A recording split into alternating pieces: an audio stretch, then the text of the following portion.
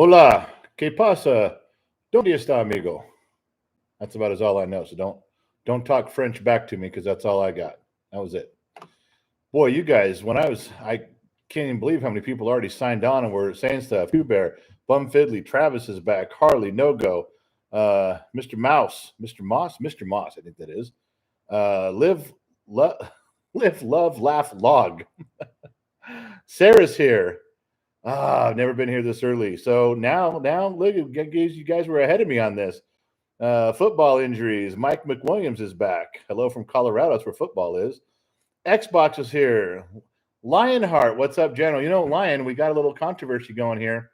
May have to have a conversation with you a little bit about who won what. So Lion says, what up, General? Mario says, hello. Greg, hello, sir. Colt Fox, hello from Oklahoma. Frank's here, says hello to everyone, one of the regulars. Christopher Herbert, howdy doody. Christopher, that's boomer talk, man. That's before my time. Don't do that. Kate Bringer, what's up, you beautiful bastard? Hello from Kansas. Now that's the respect I deserve. Slick 50 says hello. Harley Davidson's what's up line, talking back and forth there. We're good with that. Robert Watson, hey, Dad. Cowling, hello from Dallas, Texas. And the first one up to bat is William Hestelow. I don't know that I remember that name. Beer money for the boss. We're going to convert that. And now if you say the boss and beer money, if you call Gen X mom the boss, and she does drink beer, she drinks dark beers and import beers. She will drink a micro beer, micro brew, if you please. So if you said that for her, but she couldn't possibly have meant for that to go to her. Not even possible. That's an explanation. We know it went my way. So it was a whiskey fun that we're doing. You don't drink beer. Shut your face and do your homework. All right. Paradise Arms, evening general. Need this tonight. Had a horrible day. Well, Paradise, we will dedicate this program to you. And if you have a topic you want to talk about, something that'll tickle your fancy, I take that back. I don't want to tickle another man's fancy in public or private. If there's something we can do for you, let us know. Jumping around, Brian's here. Sorry, cannot send $10. Brian said he can't send $10. So we sent $9.99. I wonder if you could chip in a penny. Someone could send a penny to make $10 for Brian. That'd be fucking far out, wouldn't it? Okay. So yeah. Anyway, I don't know. We'll talk about if people say they start getting here late.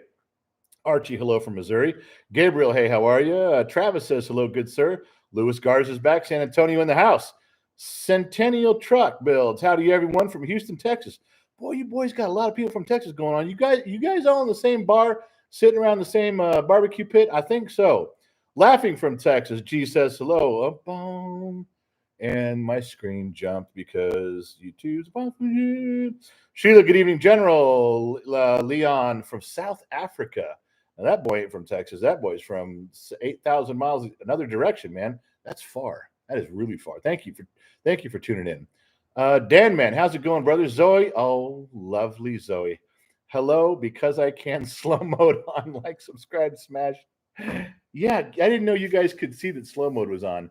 It doesn't tell you how slow, right? Because I really get fucked up. And so it gives you the choice of like starting out at 60 seconds. And over the last month, I've moved it to 90 seconds because you guys, sometimes you get so many people and you fucking bombard me with shit and I get all fucked up. And you know I'm trying to read this. Scott from Denver. Cody, Lubbock, Texas. Another guy from Texas. I'm telling you. Alan, did you watch the Potato in Chief? No, I did not watch the intros, and I watched him. I had a side bet with some buddies of mine. Hold on, what's that say?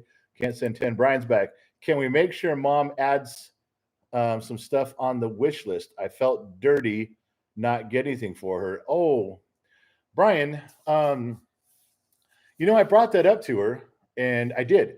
I mean, I'm assuming we're just the same because I talked to so many people.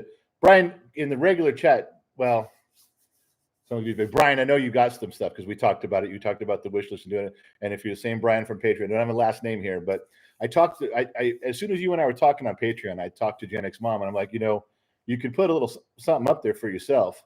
The kid put some stuff up there for himself. I guess he put a hat up there for me. One thing, fine. And apparently you caught on to that, but there was nothing for Gen X Mom. Believe me. Oh, no, don't think Gen X Mom doesn't have an Amazon wish list. because in my Amazon cart, there's 85 items at all times of things that she's hinting at all the time. So don't think there's not a wish list, but I'm telling you right now, the stuff that she wishes for isn't delusions of grandeur. It is, I guarantee you, it's stuff like, I'd like some new towels for the bathroom. I'd like, it's stuff like that. That's the stuff she'd put on there. So I asked her, I reminded her, I said, you could put some if you want a little something. And she said, she nodded and kind of blew me off, but I did get the message across, Brian. I did. We talked about it and I was already there. Thank you for bringing it up again, but I did. But if we're talking the same, Brian, the same stuff that you got the kid and none of it, I don't think any of it has arrived yet. I can't believe your generosity with the stuff that the kid was looking for. I know the kid puts up some stuff. It's like a basketball or some other stuff, but that was if the stuff we talked about, you kind of shout out to me on there. My hat's off to you, my friend. I mean, you do the kind of generous stuff that I find myself doing around Christmas time. Jennick's mom and I have some friends that are divorcing and stuff, and then mothers don't. So we do for the kids at the level you do. I very much recognized and have the gratitude completely. Thank you for that. So not trying to do private conversation. Yeah, Gen Z kid top of the stairs. Not trying to. I'm gonna stop hugging you. If you need me, just announce it. Oh yeah, where are you going? Gator. Yeah, that sounds good. Knock yourself out. Okay, so yeah, Brian, private conversation there. I wasn't trying to fuck shit up on you, but and I wasn't trying to distract the whole fucking room because there's stuff to talk about. Buddha Bruce, hello from Hawaii for your whiskey fund. Now, brother Bruce did aloha from Hawaii for your whiskey fund.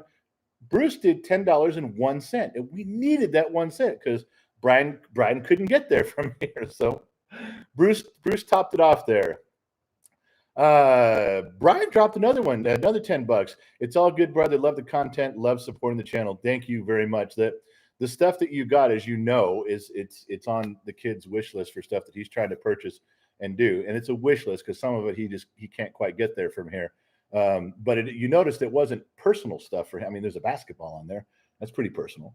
But the other stuff was show related. It was podcast related and stuff like that. I think you wrote the note on that. You wrote the note on the mixing board. You're like, I got to the mixing board for the kid because I'm tired of the sound quality on the podcast. We've been fighting that fucking sound for 6 months. We can't seem to get it right. I mean, we get close, and then and when you wrote that was fucking hilarious. I mean, it was like you're sitting here at the table with the rest of us on an inside joke. That's how fucking funny that was. Just want to let you know. So Brian, thank you. Much gratitude. We really do appreciate that. All of us, not just the program, not just the kid. I mean, it's a family thing right now. In fact, Brian, you deserve the first drink of the night. Now, that's not true. I deserve the first drink of the night because I'm going to drink the first drink of the night. I meant that the first drink of the night is raised to you. It's cheers to you, Brian. Thank you very much. There's many more. There's lots to pass around, but let's take care of Brian right now.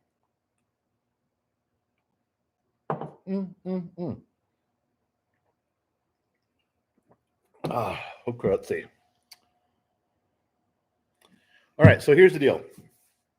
No moderators tonight. Gen Z kid is upstairs on his computer playing some fucking game I never heard of. Gen X mom is in Vegas for the weekend. No, for 3 days. It's not a weekend, for 3 days.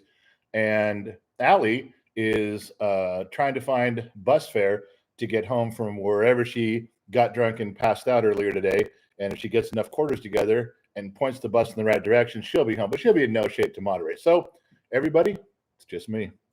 You ready for this? Because I'm alone. Moving on. What's this one up here? Nightbot. Hey, man, he's back. Have a round on me, General. Love your work. You push me to be a better father, and I thank you for that. Wow. That is an extremely good compliment. I wish I could go back and thank all of the men that led me to where I'm at. I would punch them all in the face because I'm a horrible person, and they did a terrible job. No, that's not true. They did a wonderful job. My shortcomings are my own, not on them. There are men that absolutely got me to a place I thought I'd never be, and I thank them too. Ashley Beth Crawford, good evening. For the whiskey fund, please do. No. I'm not doing Al Pacino. No, my Al Pacino is horrible. I only know like 2 lines as Al Pacino.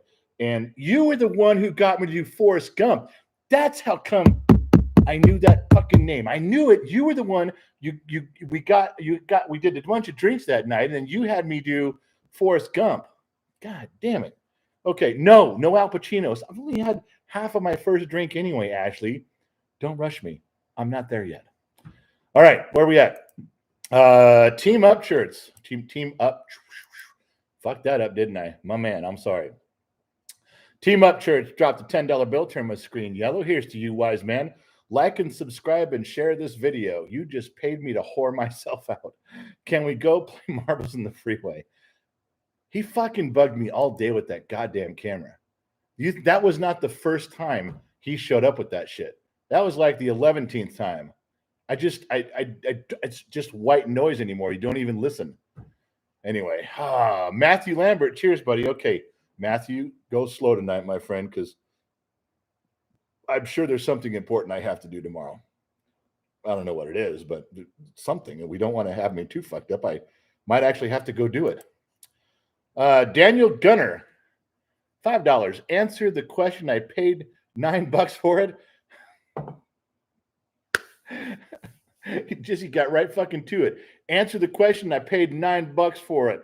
Corolla, Camry, Civic, Accord. Rate them as a mechanic.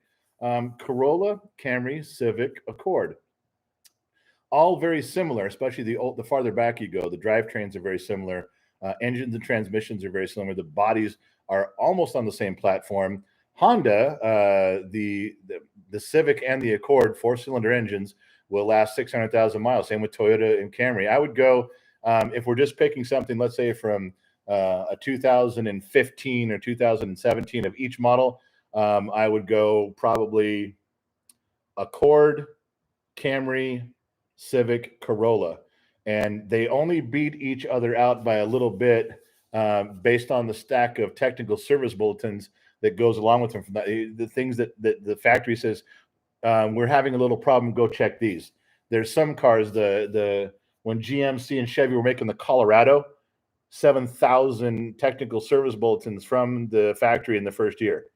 You get 30 or 40 on an Accord. So reliability and that's the answer, and that's why. And the Accord, only because they pay a little more attention to detail because of the luxury factor on that, just a little bit on there. So there you go. Daniel, there's my opinion. Right, wrong, upside down and backwards, left and right, yin and yang. For better, for worse, my friend, there it is. All right, did I miss anybody? Was anybody put, because the dollar ones don't come up. $2, $1, $2. I got to go look for those. And I'm sorry, I have to ask. See, Neon Penguin, $2. I don't know what an A is or HRH, but Neon Penguin. I'm sorry, Neon Penguin the 4th dropped a tube spot. Daniel Gunner. Oh, there's your $2. I didn't see it. They don't come up on top, man. Daniel Gunner, same question. Oh, he said 2005. You didn't say that in your second question. You just said it. I didn't see the $2 one. Fuck, I'm sorry. Chris Roseborough, $2, dropped it in. Turned the screen blue as I scroll around looking. Daniel Gunner, $2 retracted. Every right to. Adam Espinoza, $1.02. And this little character avatar picture looking thing is like I'm happy to fucking be here, man. I dig that. We're back up. Youper Eric, Big Daddy loves you. Holy shit, you look like fucking Aquaman, but without the face. Youper Eric, Big Daddy loves me for $2. All right, I will accept your $2, but not your strange, weird man love, your Aquaman love. No, not that. But the other stuff we're cool with. Okay, rolling. What am I doing here? People are blocked by Neon Penguin. They blocked him. YouTube did. I'm not blocking anybody yet so far. Steve Perrin, you see, how's it done? Oh, see, Callie, I was almost gonna let that one go through. He talked about Steve Perry. So, do I have to pay for you to read this? No, I just read it, but I'm not going to show everybody else because the true asshat in here, well, Callie, it's you, and you know that. All right. Jamie Strong put up a little dude with sunglasses for $5, and his little picture looks like a fucked up Charlie Sheen. I don't know what it is. Could be. Bo Judden, $4.99. Can't believe I had to watch Carson Daly on TV for 20 years, and Gen X Dad doesn't have his own show. Favorite anti-war anthem? What's that song by? Oh, man, what's that sound? Everybody look what's going around. I can't think of it. It's from the 60s, Vietnam War. It's an anti. I don't know. It's what popped in my head. You brought that shit up, Bo. I don't. That's it. Whatever I was humming there is it. You figure it out. Team up shirt. This is for no. She's not around. She's not doing her job. Up church. What the fuck, man? You dropped a $10 bill on someone who's trying to clean vomit out of her hair and ride a public bus home. She's not even sure. I'm only going to go there. I almost said something very, very disrespectful, but I love Allie, and her life is a mess right now, and it just really is. She's confused on what she's doing. She's a millennial. She's the wrong year millennial too. There's all kinds of right year millennial. She's the wrong year, but we're doing what we can without her. And look, you know what? Team Up Church. Let's face it. Is the show not moving along famously? And she's not even here. All right. Okay. Let's move on. Try not to miss anybody. Scrolling. Okay. Keep them coming. Scrolling right. Okay. I'm down to the bottom here. What is war good for? That's not it. Buffalo Springfield. Spencer, my man. That's the one. See, Daryl Howland said, salute all. I thought he said salute Allie, and I'd have gone on a rant again. Chris Hankins, love your content. I'm curious, how much hate do you get in the public in the public from snowflakes? Oh, all the time. You really have to restrain yourself in public, because when they confront you and they start going at you, or when they get in your face, you know there's somebody just out in the wings with a camera filming everything you do, waiting for you to snap. Absolutely, you got to control yourself completely. The moment you step out of your car, maybe nothing's going on, but you always got to assume there's a camera on you just trying to fuck your day up. I'm not even popular, and I think that way. I mean, I'm not. I don't get a lot of people that once in a while on the freeway, I'll get somebody waves to me and honks or takes a picture, on the freeway while we're driving. Once at a gas station, dude said something, but I mean, it's not like you guys think. I'm not Will Smith. Nobody even looks at me twice. And if they do, when people pull up next to you or they see you at a grocery store or something, they look at you and they're like, it's not thinking, is that the guy from Gen X Talks? No, what they're looking is, I think I just saw his picture hanging in a post office. I think so. Harold, was that the man from the post office? That's what they're thinking. So it's, I get confused with bad people all the time. Andre Sumunzo, 24. What are your thoughts on the MLB not coming to an agreement in the first two series being canceled? It's they have every right to, but it's like, fuck you guys. You guys are getting paid millions of dollars. Work that shit out. Quit going for 15 million. Take 12. You're not going to fucking know the difference. Okay, it's just numbers in your bank account you're never going to see anyway. I don't know. I'm not mad at super rich people. I'm not. Good for them. I'm mad when they're rich and whining about it because they want more. That fucking pisses me off. I don't care what it is. Oh man. Sorry, Manu, Enzo, and sorry, Andre. I got you a little late on that one. Kelly Kervalis, $9.99. Love you and your family. Greatly appreciate your videos. Thank you very much, Kelly. Lovely thing to say. I'm not sure how you're going to fit in with all these misfits here in the comment section, but trying to let any of them rub off on you because you are lovely, and I said so. Christopher Quirk, $10. No comment, no nothing. Christopher, that is a quirk if you just donate money, but don't tell me where it goes. $4.99. Brian's back. I never had different Brian. Say not green dot. This is a different one. I never had the privilege to be censored by Allie. How do we get our First Amendment? All you have to do, if you want to get censored by Allie, first of all, just be the biggest fucking disrespectful libtard out there. That's easy. Or say something personal about her. Tell her she's a secretary. If she says something in here, you go, Allie, shush. I don't pay no mind to no secretaries. That's how you get under her skin quickly. Call her a secretary. She doesn't like that. And she's a secretary, but she didn't like that job. She's not proud of being a secretary. For some reason, she's not proud of it. She will not own it. So you want to get under her skin, there's the first way you do it right there. Did Christopher Quirk. Brian never had the privilege. She's not on right now. You got to do that when she's here. I told you, she's on the bottom of a subway crawling for the door right now, begging someone to pull the lever, pull the rope. So there you go. Okay. But what I miss? Come on, I missed something. Is it? And then Daniel Gunner. Did a head gasket on my 99 Accord and full intake gasket seal. Paid a mechanic $550, still overheating. Replaced the radiator, thermostat, and sensors. Works now. Yeah. Whenever you do head gaskets, you always got to. I always pull the radiator and at least flush it, but send it out. Always do a thermostat every time. Fresh coolant, heavy on the coolant side, less on the water mix. Every time. It's just a rule I had on that. But if you got all that done and you got a mechanic to do it, as long as there's no codes and no misfires, you're at least dialed in that far. Okay, that's a good way to start for sure. Christopher Quirk, $5 from Alaska, and all my friends love your content. Yeah, Christopher says, from Alaska, all my friends and I love your content. That would be impressive, Christopher, but we don't know how many friends you have. I mean, if I called your wife or your girlfriend and she got on the phone and said, yeah, Christopher's only got one friend, okay, then there's two of you. But if you got like 90 friends, now that's impressive.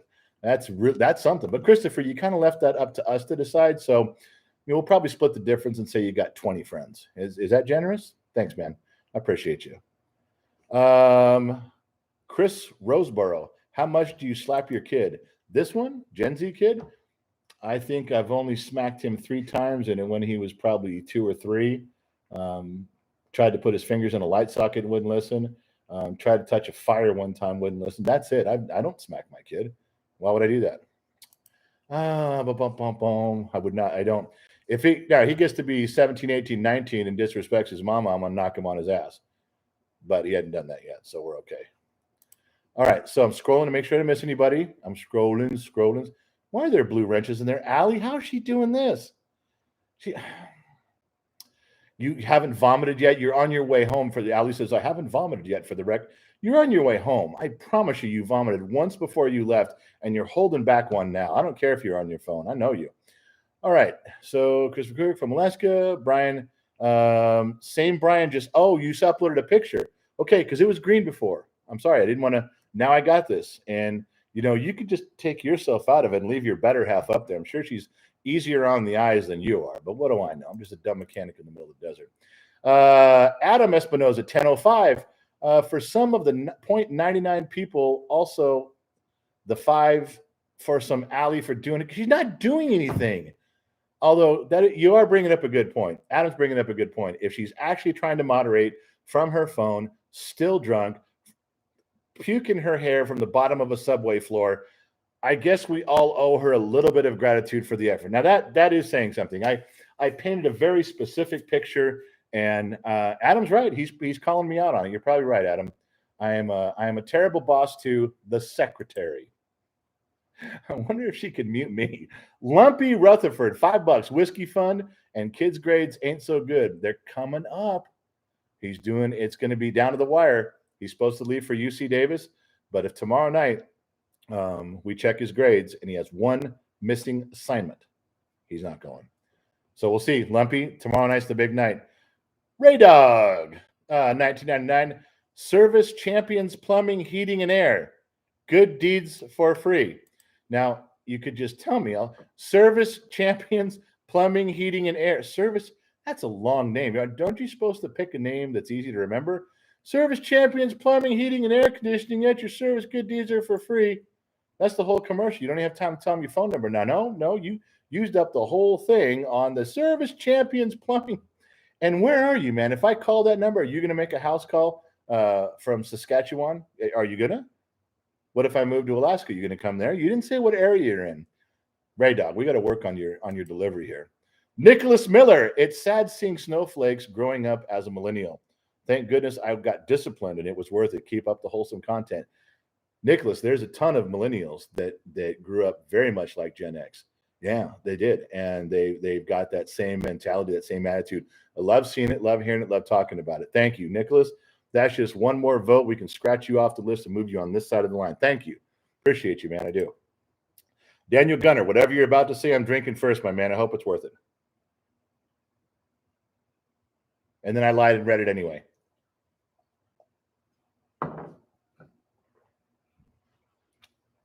Okay. Daniel Gunner, I did the head gasket and radiator myself, did all the sensors myself as well. I work HVAC, got fired because they don't trust me. Also service champions for the win. Well, there you go, man. You'll find another job. Just keep plugging away at it. You know, people get all fucked up on their head. Who gives a shit, man? Keep moving on. Keep moving on. All right, where are we at? I've missed a ton, you guys. I love reading everything, but I missed a ton. Kyle says, what do you do for a living? Kyle, I do as little as possible. TJ, who's Allie? I don't know. She showed up in the program one day, inserted herself, and we haven't found a way to get rid of her. So that's who Allie is. I don't know. When you figure out who she is, why don't you let the rest of us know? It's kind of a big fucking mystery. Okay, screen turns on. Enrique Lopez, $19.99. Lopez contracting service in Arizona. Oh, is that what this is going to be? It's paid advertising? Lopez contracting, servicing Arizona. Love the channel's content, by the way. Now, Johnny, back to you. Fuck it, you guys. I don't give a shit what we talk about. You guys, I'm not one of those guys who go, you shouldn't do advertising on here. It's not, I don't fucking care, man. I hope 50 people call you tomorrow. Man, we're all in this mess to fucking get together, aren't we? Tell me we're not. Tell me if there's something I can do to help you guys out. Let me fucking know, man. I'm there. Oh, wow. Hold on. Ollie Renee Lovelace, country gal, $5.05. Jen Dad, appreciate the 100% real. You remind me of my daddy, Marine at Camp Pendleton, raised 3 girls, raised us tough. He was also a great mechanic. Salute to, and she didn't finish that, but I'm assuming it's to me. Renee, thank you for that. I appreciate that. I really do. If I have any resemblance to a person you admire and respect, then far out, man. I'm in. And appreciative. I'm in. Thank you, and thank you for bringing it to my attention. Don't change your picture either. It's absolutely stunning, and I can say that. Next one is Alo. Alo? Is that like Alo? Or is that Alo? You're a legend. Look at that Butte Elway era Broncos hat. Yeah, I dig the hat. Everybody gets it confused with the Bull Durham's hat. So I guess it's similar, but I get a lot of the Bull Durham's questions on there. Alo, thank you for the acknowledgement. I appreciate you. Benito Lopez turned my screen yellow, $9.99. You probably hear it all the time, but I love you and your son's relationships. Have a good night, brother. Benito, yeah, there's a lot of people that do compliment us on our relationship. You know, we don't get along all the time. There's a lot of arguments that end up with me parenting. But it's overall, yeah, I wouldn't trade my relationship with Gen Z kid for any of the relationships I've got with any of my other kids. It's very special. It's very unique, and he's doing a good job. He's a good kid. He really is. Templar Doom or Last Crusade, Daniel Velasquez. He's talking about Raiders of the Lost Ark, Temple of Doom, or Last Crusade. Now, I'm hoping that there's no Gen X moderators in here because, Daniel, when you ask Temple of Doom or Last Crusade, somebody's going to kick your ass. You're going to walk down the street and someone's going to poke you right in the nose because Last Crusade. And everybody knows that. Don't ever bring that up again. It's not a real question. Only real questions in here, okay? Here we have the hard-hitting questions that America won't get asked anywhere else. Like, what's your favorite color? Yeah, go ahead. Ask me. I fucking dare you. That's right. I caught you. You be careful now. Where are we at? Say, Brian got that one. Somebody, TJ retracted. Allie's blue wrench is doing some shit. Oh, Allie. Okay. Daniel did everything myself. Good, Daniel, right on, man. That's the can-do stuff. Two Bear, my wife is in Vegas tonight too, and Allie is here in the house. Wait a minute. Your wife's in Vegas and my wife's in Vegas? That's an uncanny coincidence. They're getting into trouble tonight. I've got to call the Red Rock and see if they're stirring up any trouble at one of the bars. Hold on. Another one jumped up there. Real Dude Uprising dropped a $10 bill. He looks like he's in the Corps or the Army. Maybe the Corps. As a dad, I appreciate your dynamics with your son. People confuse it with tough love when it's really more durable love. Yeah, that's a good way to describe that, my man. That really is a more durable love. That's good. I like that. I'm going to steal that and give you no credit because I will forget that you told me that on purpose, and then I will use it as my own. Plagiarizing is my thing, just so you know. I haven't had an original thought in my head since 1973. Tammy says, love the picture. Thank you. That's a real picture of me last year. No, that is a picture. Before you asked, that is a real picture of me that I think Gen Z kid took. I did a lip syncing video for Gen X mom. We were very far apart at the time, and I sent it to her, and she cried and loved it, and she saved it, and it's been around for 22 years or something. I did a lip syncing video, a little montage with me singing into a remote control or a hairbrush or something. It was just for her. Though that's the closest you guys are ever going to get to seeing that. Ever. I know Allie is writing this down. Talk to Gen X mom to see video. I know she may get away with seeing it, but nobody else is. But Tammy, thank you for loving the picture. Christy, yeah, pretty sure Allie's here. I know. It sounds like she actually got through the front steps and front door of her house, tripped over her cat, landed on the couch. She's probably laying there right now with her phone in the air, boop, boop, boop, doing this. Okay. Chris says here, you a Chevy, Ford, or a Dodge guy? I like Chevy pickups. I like older Ford cars, and Dodge. I like all the older cars from 75 backwards. I like Power Rams a lot, even though nobody likes those. And my favorite is like Challenger Barracuda stuff. I know that's Chrysler Plymouth, but same thing. So, Chris, I hope that answers your question. Yeah. Whoa. Slow down there, Haas. Brian C. Hey, I just wanted to say that I appreciate you being real with everyone and everything you say. As someone who lost my dad to suicide at a young age, your train of logic thought helped me get through some stuff in life. Hey, man, Brian, I'm sorry for you having to go through that. I really am. No one should have to, but sometimes it happens. And we don't know when someone commits suicide. We don't always know what they were up against. Let's be fair. We don't always know. I know everyone says, "Oh, you took the chicken shit way out." You could listen. You don't always know. Okay. You guys keep yourself in check on that a little bit before you pass judgment. But Brian, thanks for tuning in. And if anything helps you, then it's been my privilege talking. It really has. Gregory Hansen, Allie is hot. Yeah, don't. Okay, we all know. Okay, we know she's a looker. We got it. Don't inflate her ego any more than it is. She'll want a pay raise. SP, hello, General SP reporting for duty, sir. Fall in, SP, join the ranks. I hope your wife is giving you that badonkadonk she promised. She hasn't yet, but it's only March 1st, and what'd she do? She's out of town for 3 days. I ain't getting no badonkadonk. Nothing yet. Shy, Ford versus Chevy. Okay, it sounds like a fair battle to me. Both in Detroit. 2 out of the big 3. Go. 1, 2, 3, go. That's a long conversation, man. And I answered it kind of when just a few minutes ago in another way. Okay. Roy Collins, still trying to decide if I want to watch the State of the Union video. I didn't watch it, but do you want me to summarize it up for you? I'll summarize this. I haven't watched the State of the Union, and I'll summarize it for you. Okay. I don't want to talk about the border wall because that's not my mess. I inherited that mess. Afghanistan was someone else's problem.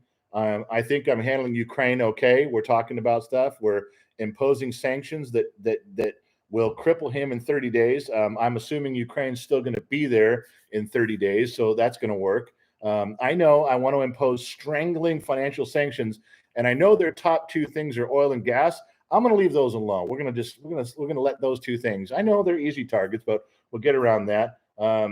Let's talk about unemployment's really, really low. Everybody's working. I know we've just given people back their jobs that we took during COVID, but I'm taking that as a win.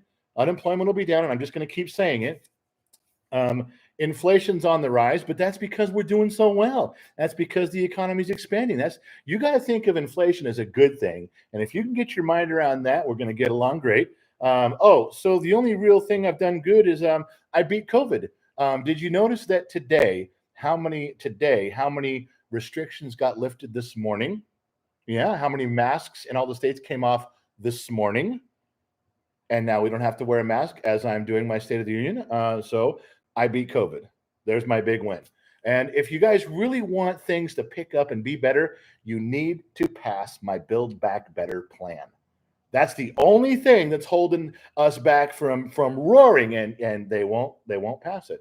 So you guys are really holding this whole thing back, not me. Okay. There's your whole State of the Union. You can chop this up and replay it. That's it. That's the whole State of the Union. I summarized it in 2.5 minutes. We're done. Okay. Now you feel like you watched it. You can stay here and hang out with me. We can all have another drink. Okay. David Diesel says the State of the Union was dumb. Don't waste your time. Hopefully, I encapsulated it for you, and it was pretty close. Mortimer Duke, I will not be trading places with you for the Badunk Dunk Fund. $10. I'm going to take that and run up to Gen X Mom and go, here's $10. Where's my fucking Badonkadonk? She's going to smile and take the money and go, that's all you get for $10 is a smile. She's that quick-witted. She'll do it too. Daniel Gunner says mechanic says overheated cylinder heads needs mold resurface. Advice also, if I invest in a new head gasket set, if you take those heads off, you got to put a straight edge. They got to be flat. Send them out to a machine shop. You can take them yourself. You can take it down to a machine shop. And all you tell them, I just want them checked. $35. They'll check the heads. They'll tell you if there's a crack, if they're warped. They'll tell you right there, and they know what you got to do. If you have the heads off, that's the direction you got to go. If you put a head gasket on without checking if the heads are straight, you run a risk because you don't know if they're warped. Head gaskets will take usually up to about 5 thousandths warp. You can get away with 3 thousandths warp on the head, but you don't know until you have a machine shop check it, unless you have a straight gauge, a straight edge, and a feeler gauge, which I do. Orion Sam, $10. Schools and the military talk a lot about suicide prevention these days. How does this compare to when you were in high school and college? What is better or worse, and what do you think needs to change? There was no, in my recollection, we didn't have any suicide prevention talk at all. I wasn't in the military, so I can't answer for that. But in high school and college attendance, in my limited tenure, there wasn't anybody talking about suicide prevention. Oh, I think somebody came across the campus once in a while and gave you a pamphlet or a leaflet or something, just kind of a thing, or they were standing out in the quad with a microphone or a bullhorn, but nobody talked about it. It was kind of a taboo subject back then. It was like, back then when I was growing up, in my younger years, it was, if you talk about suicide, you're a baby, you're a little girly man. Don't talk about suicide. You be a man, suck it up, stuff that stuff way down inside and just deal with it. Yeah, that's not exactly the best way to go about it, but that's how we did it. So no, there was not a lot of talk. I don't mind talking about a subject like that. I don't mind bringing up suicide and suicide prevention. As long as you don't talk about it so much, you cause it. You don't want to walk up to someone and say, do you feel bad? Do you feel lonely? Are you upset? Do you have anxiety? Do you have sleepless nights? Is the whole world against you? Are you not getting paid enough? Did your girlfriend leave you? Have you thought about suicide? You have, haven't you? Tell me you have. You have. We all have. Tell me you have. You can fucking talk someone into it. That's why with that critical race theory, they talk about race until they get someone to experience racism or to feel it. You just don't. That's not what you do. That's what everyone's so mad about.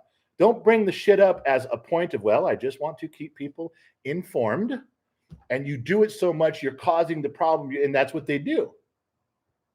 You talk someone so much about suicide. A guy was fine 5 minutes ago. You beat it into his head till he's crying, going, yes, I've thought about suicide. And then you pick him up and go, you see, everybody? I'm saving this man. Do you see what I'm doing here?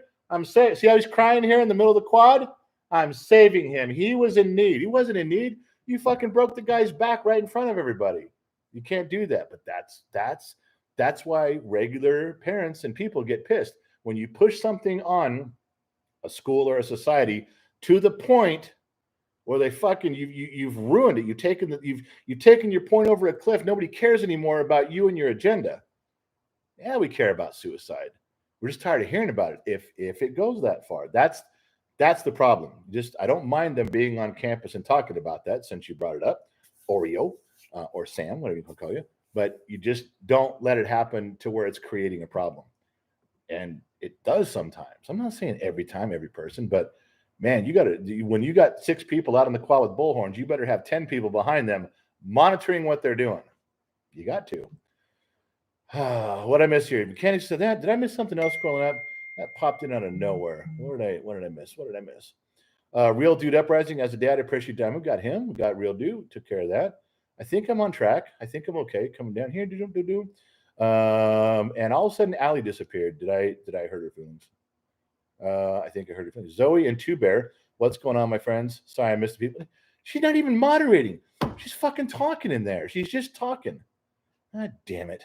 Some people's kids, I swear to Christ almighty.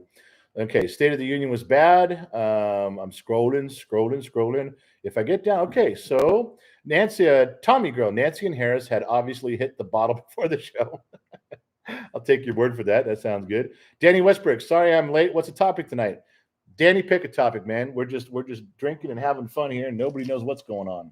So, and my bottle is out of reach. We can't have that. So, do we keep drinking and talking, or we call it a night? You guys vote. I'm pouring a glass. I'll pour one more glass.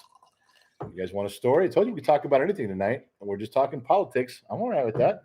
I don't know a whole lot about politics. I only know it from a Gen X point of view. I can only comment on stuff from a street level, just nuts and bolts street level. It's all I know. And it's just that's it. But you guys want that? We'll talk. Matthew Godoy. Just call him Matthew. Rocky or Rambo? Go with Rocky 3 and Rambo First Blood. You know, there's a big thing whenever I say Rambo, everybody gets mad. You're supposed to call it the First Blood series. That's technically true. And I always fuck it up. Travis says, good evening. Mark, God, the fucking screen, man. I just was on. God damn it. Al, you got a lot of comments that need to be let through, so do a job here. Tina Rivas, you're not allowed to date Allie without talking to me first, and you got to give me $12. So there. State of the Union summed up. I've done awesome, created the most jobs ever. The only return because of me. We're strangling Putin, even though I said I'd never take a vaccine. It's great, and it all happened because of me. Eric, that's pretty much what I said, so you and I are on the same page, Eric. Good. Now we've all cleared up. From Eric has told you what the State of the Union was, and he actually saw it. I told you what it was, and I just guessed. So you've got the real version and the made-up version. Nobody needs to go anywhere tonight. Nobody needs to leave. We can all stay right here and keep drinking. Okay, Melissa St. Clair says, story time. I had a story. What was my story? What was I going to tell you guys? Oh, I know when that happened. So we used to, and I'm pressed. I remember if I'm talking here, I can't read all the comments here. Okay, so you got to give me seconds. All right. I guess we were probably 16, 17. It's right in there. 15, 16, 17. Somebody had a driver's license because we used to take off and we'd go camping out all over the place. We just go to Yosemite and we camp. You get the little cabins for like $2 a night or something back then, whatever it was. Or we go out to the desert. We go to the beach. You could sleep on the beach at the time. You light a bonfire all night. We did all that stuff. And somebody, and I forget his name, one of the guys that used to go with us semi-regularly, I think his name was Ernie. And we went to the desert, and we loved desert camping out there. And so we build a fire, and he was paranoid about snakes. And when you're in the desert, you can get snakes in your sleeping bag pretty often. And he used to freak out about that shit. And we would tease him about it all the time. We make shit up. Well, one time, one of the guys got a hold of a fake snake, a fake rubber snake. And, he's literally paranoid, like give himself a heart attack, piss his pants, run out in the middle of the desert half naked for a half a mile before he'd stop. And so you get in the sleeping bag and you check your bag before you get in, and then you zip it up, make sure there's no snake curled up at the bottom of the bag. And so with Ernie, they're going to put the snake in the bottom of the bag. We're all going to wait till we're getting ready to crash out. And then when Ernie gets in there, he'll feel a fake snake. He'll freak out. Everything's funny. But here's what happened. They put it, how do I say this without giving it away? Ernie gets in and he doesn't say anything. He doesn't freak out. And we're all sitting there and like, what the fuck, man? And I was just going to get into my bag, and I was watching like, he didn't even freak out. I'm like, you sure you don't feel something down there at your feet? And one of the other guys gets in his bag, and he looks over at the other guy and goes, you fucking idiot. You put it in the wrong bag. That's Ernie's bag. You put it in my bag. I can feel it. He's kicking down at the bottom of his bag. He goes, you fucking idiot. You're supposed to put it in his bag. You ruined it. Well, the guy who was supposed to put it in Ernie's bag walks up holding the fake snake. He goes, I haven't put it in anybody's bag yet. I'm telling you, this motherfucker ripped that sleeping bag in half and stuffing went everywhere. I mean, He fucking screamed so loud, park rangers 10 miles away could hear. It was one of those screams you hear in Star Wars from one of the Sand People. It was that type of a scream. He got out of that thing. Now, I'd like to think that snake, that rattlesnake that was in the bottom, is fucking snapping like this and getting all pissed because he's getting kicked. I know now, looking back, that motherfucking snake was turning, going, what the fuck is God damn it, let me out. It was just upside down, turned sideways, stretched. That snake wasn't trying to fight anybody. That snake was going, I'm sorry, let me the fuck out of your sleeping bag. So there's a story about happened in the desert one night when a bunch of dumbass teenagers tried to play a prank on someone and it goes horribly wrong. Nobody got bit. Yeah, there you go. So, all right, you heard a story. Adam Espinoza just wanted to say it's my first live here from Tucson, Arizona. Keep up the chatting alley. God damn it, we got to block her name. What is the craziest thing you did in your life? I will never tell you that, Adam. You come on there for the first time. You got to have a little street cred. I got to get to know you a little bit before you ask me some personal questions. What's the craziest thing I ever did?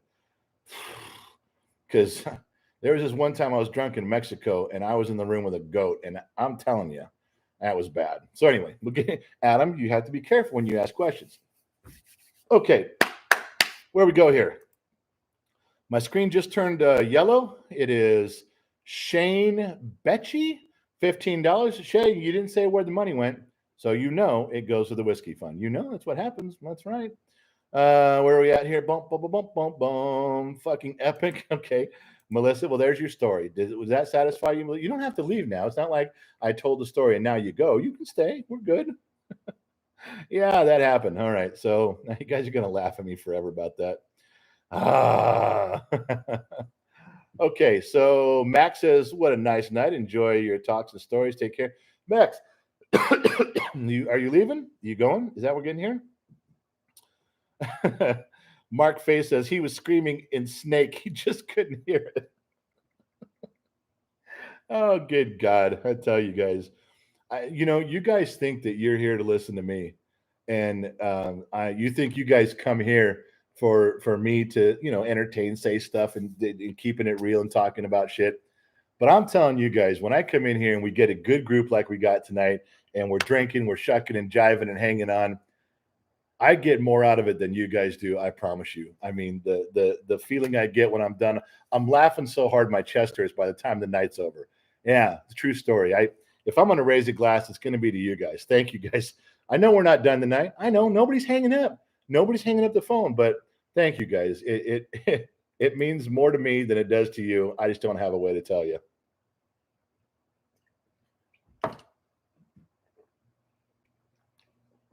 All right. Hold on a second. Nicholas Miller, who's your favorite president and why? And vice versa. I'm not going to answer the question about my first legislative action. There's an entire fucking podcast. The kid sat me down and said, Dad, if you were elected president, what would you do for reals and don't lie? You want to talk about an unfiltered, uncensored conversation? Go listen to that podcast since you brought it up. That one, yeah, I'm surprised they didn't ban me on that one. So, Nicholas, who is your favorite president and why? Vice versa. Who is my favorite president? Ronald Reagan. And why? Because he was really fucking honest and tried really hard. And vice versa. Vice versa? So you want to know who President Reagan's favorite person in the United States was? His favorite subject? His favorite citizen? I don't know that I can answer that. It's nice of you to ask. I didn't know Ronnie that well. So I'd have to pass on that. I don't. Vice versa. Who was my favorite president? And who was his favorite citizen? I don't know. That's a good question. I've never been asked to project that kind of an answer. And thank you for asking. It really keeps me on my toes. Who's here? IGH. Holy shit. Holy motherfucking donkey balls, cats and dogs living together. Mass hysteria. IGH Properties dropped 5 C notes. For the kids' FFA, I have to travel for business. I will catch up. Thank you all for the great talks. This is a fucking cat who dropped some money for the kid. He's going to UC Davis. And yes, there's some things that when he goes on some of these FFA trips, the kids are required to raise money and pay. They raise it at school. They raise it individually. They do stuff. IGH Properties, I would love to say that Gen X Talks has a sponsor. We don't. We have no sponsor. Common Sense is our sponsor around here. That and the Jack Daniels that we purchase ourselves. I would love to say that IGH Properties is a sponsor of the program, but he's never put himself in that position. In fact, the emails that we have exchanged, he's been extremely humble about it. Extremely humble. And let me tell you why most people do not want to sponsor channels or people or programs. Because sooner or later, somebody on that program fucks up. It's inevitable. You say something you're not supposed to, the woke movement comes after you, all the three-letter groups all do. And now those sponsors have to back up. Whoa, we're a sponsor, but we don't agree with that. It's better just to not sponsor. Isn't it? Isn't it better just to not jump in the pool till you tested the water? Yeah. So all of you are technically unofficial sponsors of the program.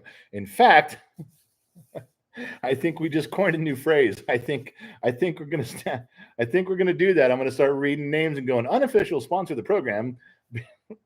You guys got yourself into that one. I just talked myself down the road, but you guys did this. But IGH Properties has got to be one of the guys that comes through in the clutch for the kid more than anybody. Oh, you guys are all there and supporting. We love you guys. It doesn't matter if you give $1 or $2 or $5. You guys know that. It doesn't matter. We talk about everything that comes through. We answer as many comments as we can for free. You know that. However, how can you not stop and acknowledge a dude who's running a company? The dude's always on the road. He's fucking in his car all the time, which also tells me a little bit about how he conducts business. And Gen Xers will get this.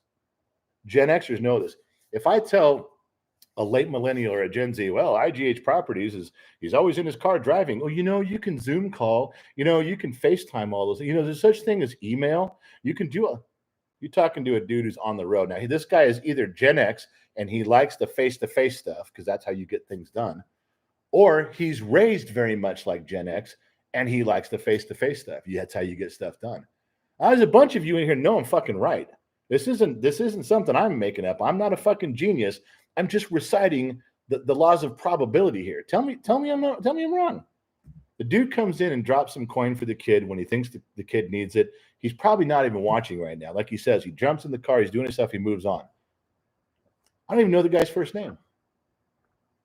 I mean, I think I did in the email, but I don't recall it right now. And I wouldn't tell you if I did. Not that we all couldn't look up IGH Properties. But the fucking cat does his job and moves on. He's not looking for a banner to be put up. He's not looking for something to be put on the blinds behind me, sponsored by IG. He just drops his notes and leaves. Got to raise your glass to a cat like that that's helping a kid who's 16 years old out. Tell me I'm wrong. Yeah, I'm not. And you got to be supportive of a guy like that. If there was ever anything I could do with IGH Properties, I'd fucking call that guy in a New York minute. I would. I don't have a way to play in that area, but I would. All right. I'm drinking this, and I lied to you guys. I was drinking before we started, so I'm getting a little tipsy. The stories are undoubtedly about to get a little better, which is not good.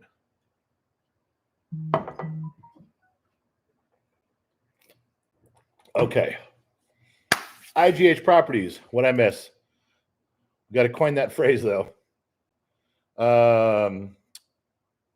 Orin Sam, another unofficial sponsor of the program with $2. You are our second unofficial sponsor of the night. Best Eagles song. And I hate the Eagles. It's the Big Lebowski line, for those of you who don't know. Best Eagles song, there's only one. I mean, the Eagles had a fucking lot of great songs. But who's going to argue with me when I say Hotel California? Nobody. That's right. All right. Did I miss anything else? Scrolling. Shane Betchy, another unofficial sponsor of the program. $15. Gun control, parenting issue, or national. Reagan was my favorite president too. Yeah, parenting issue. Take personal responsibility. That's it. That's it. That's a personal responsibility. Do your fucking job. The guy's name is D's Nuts. You guys. Kevin Casey, $1.99, another unofficial sponsor to the program. Have one on me, boss. My man, I'm gonna. You keep putting them in there. I'm gonna keep drinking them, baby. Null and Void, take a shot for me. I need it. Null and Void is another unofficial sponsor of the program with $5. Tommy Grill dropped the. I can see you got a G. Put a shot glass out there. I'm gonna have to drink some. Yeah. Okay. Did I miss anybody?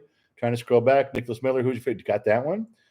We did IGH. We did Shane. I think I caught up. Okay, let me scroll back down. I'm skipping a bunch of you, not on purpose. Well, completely on purpose, but I'm going to say I'm trying to.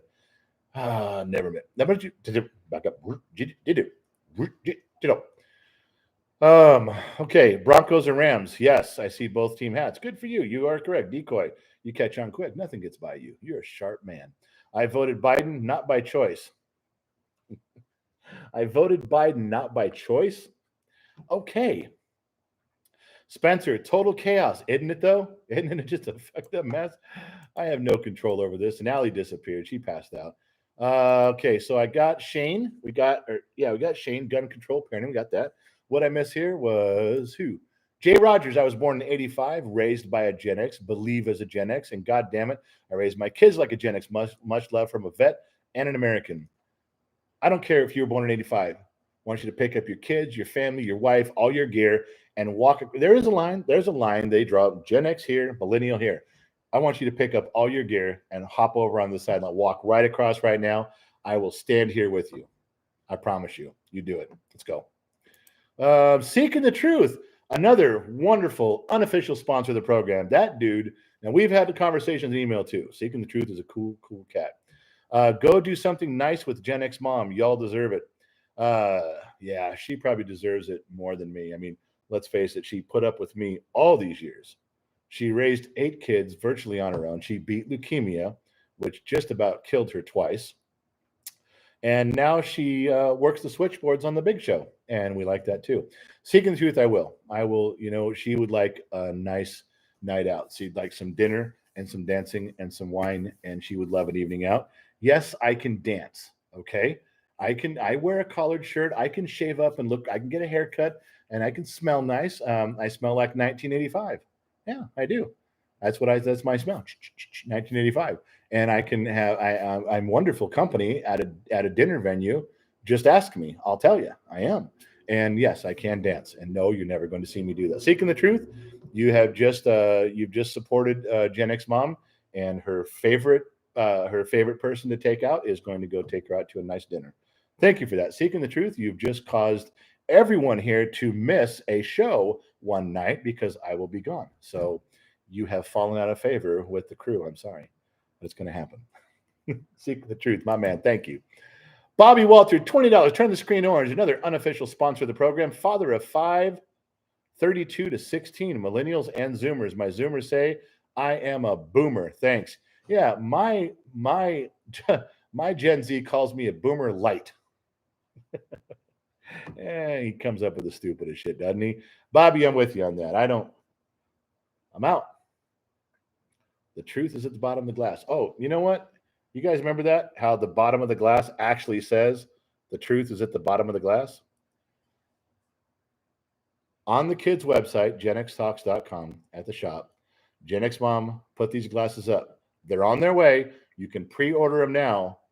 But if you can place the order, she has a limit up there. If you can place the order, then you got one. As soon as the computer, however her inventory knows, as soon as it goes to that where it's full, it will say sold out. You can't order anymore.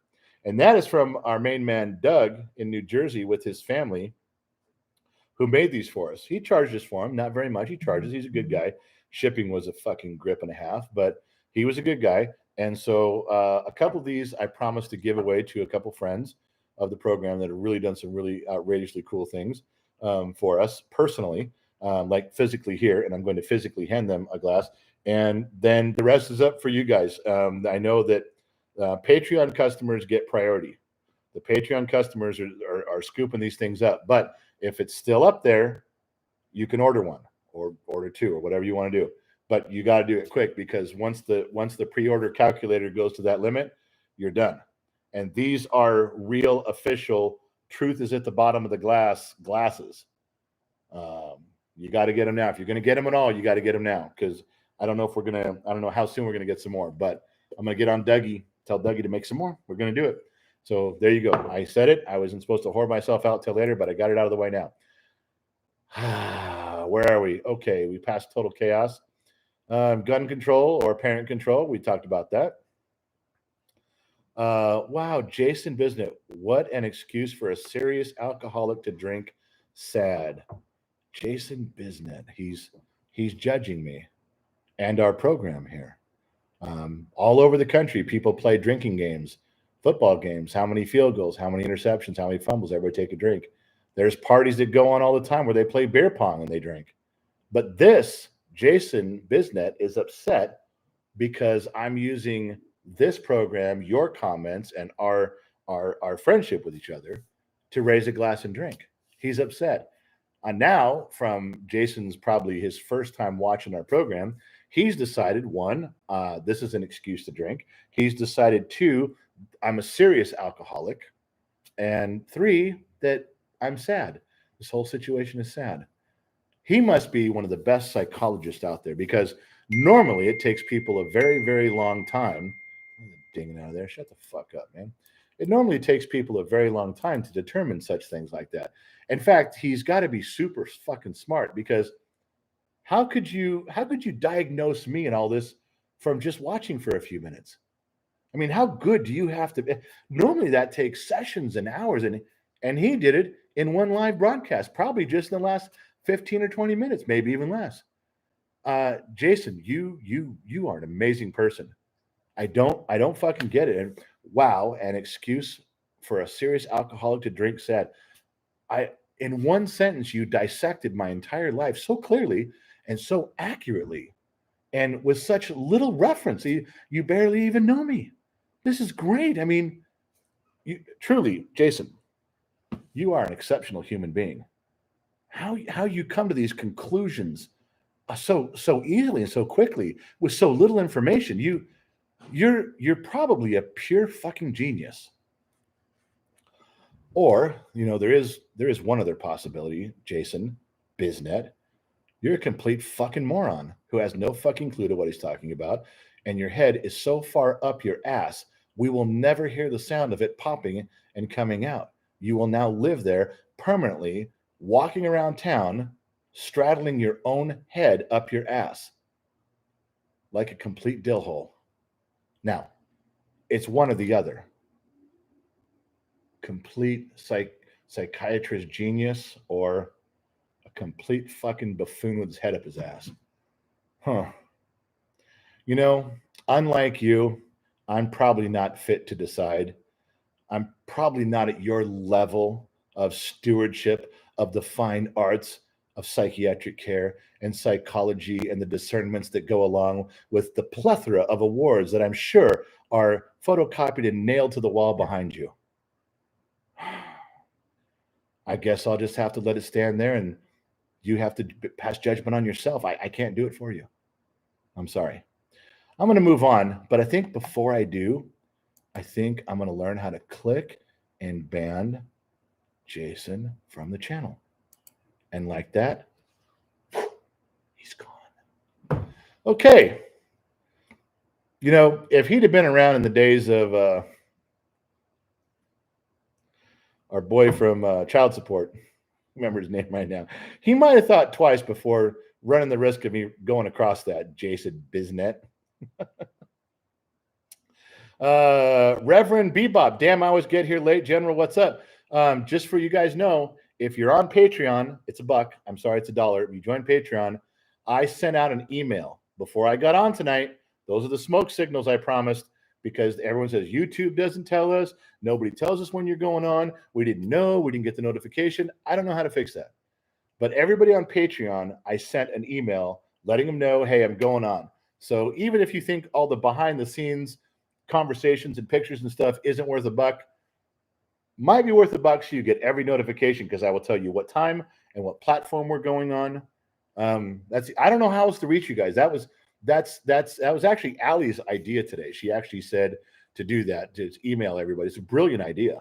And of course, I came home and told Gen X mom that it was my idea and that I was wonderful, which I'm not. But She didn't know that, and she's not watching. She's in Vegas, so she'll never understand that it was Allie's ideas. I can still take credit for that. But the important part is you guys all got an email. Everybody on Patreon got an email notification. So if you join Patreon, it's $1. There's some cool shit on there, but even if not, you're going to get an email every time we go on.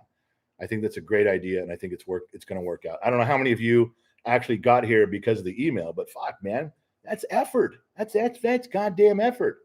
First, I had to think of it on my own.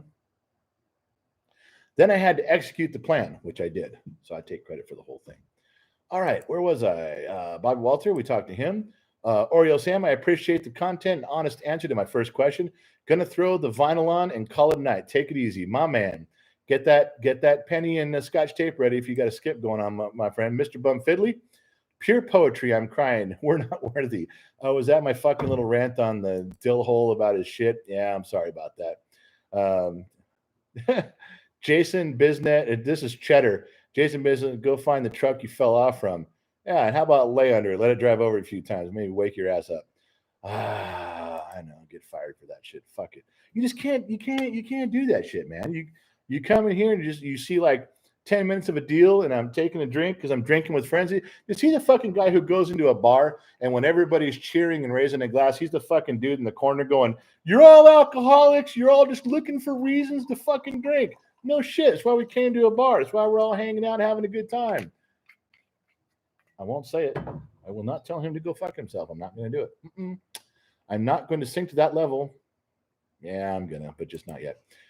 Eric Leroy, $5. I'll drink to that. Jason, bottoms up, gentlemen. Hey, grab my glass just in time. Eric, I'm with you, my man. Everybody's drinking to Jason being gone. Fuck that guy.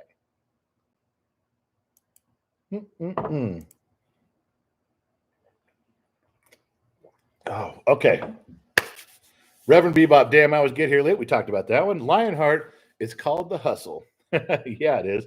Oh, Lionheart. We have to actually go back. Now, last night, Two Bear was here. I think Two Bear's still here. He might still be here. Unless he drank too much and passed out, in which case I win. But on the big show that the kid and I did last night, which I thought was so fucking hilarious. I don't know what you guys thought, but that big show was really fucking fun. That was a blast. We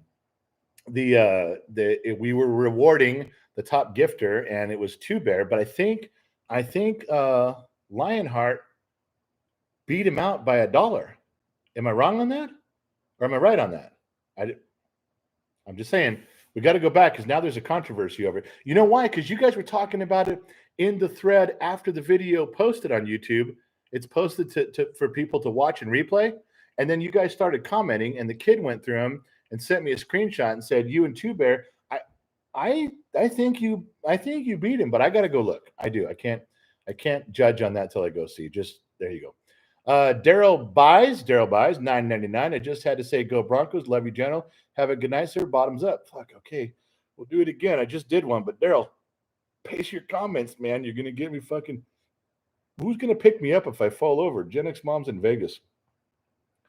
I guess the maids will find me here tomorrow, and the gardener, and my servants, and my butler. That's good.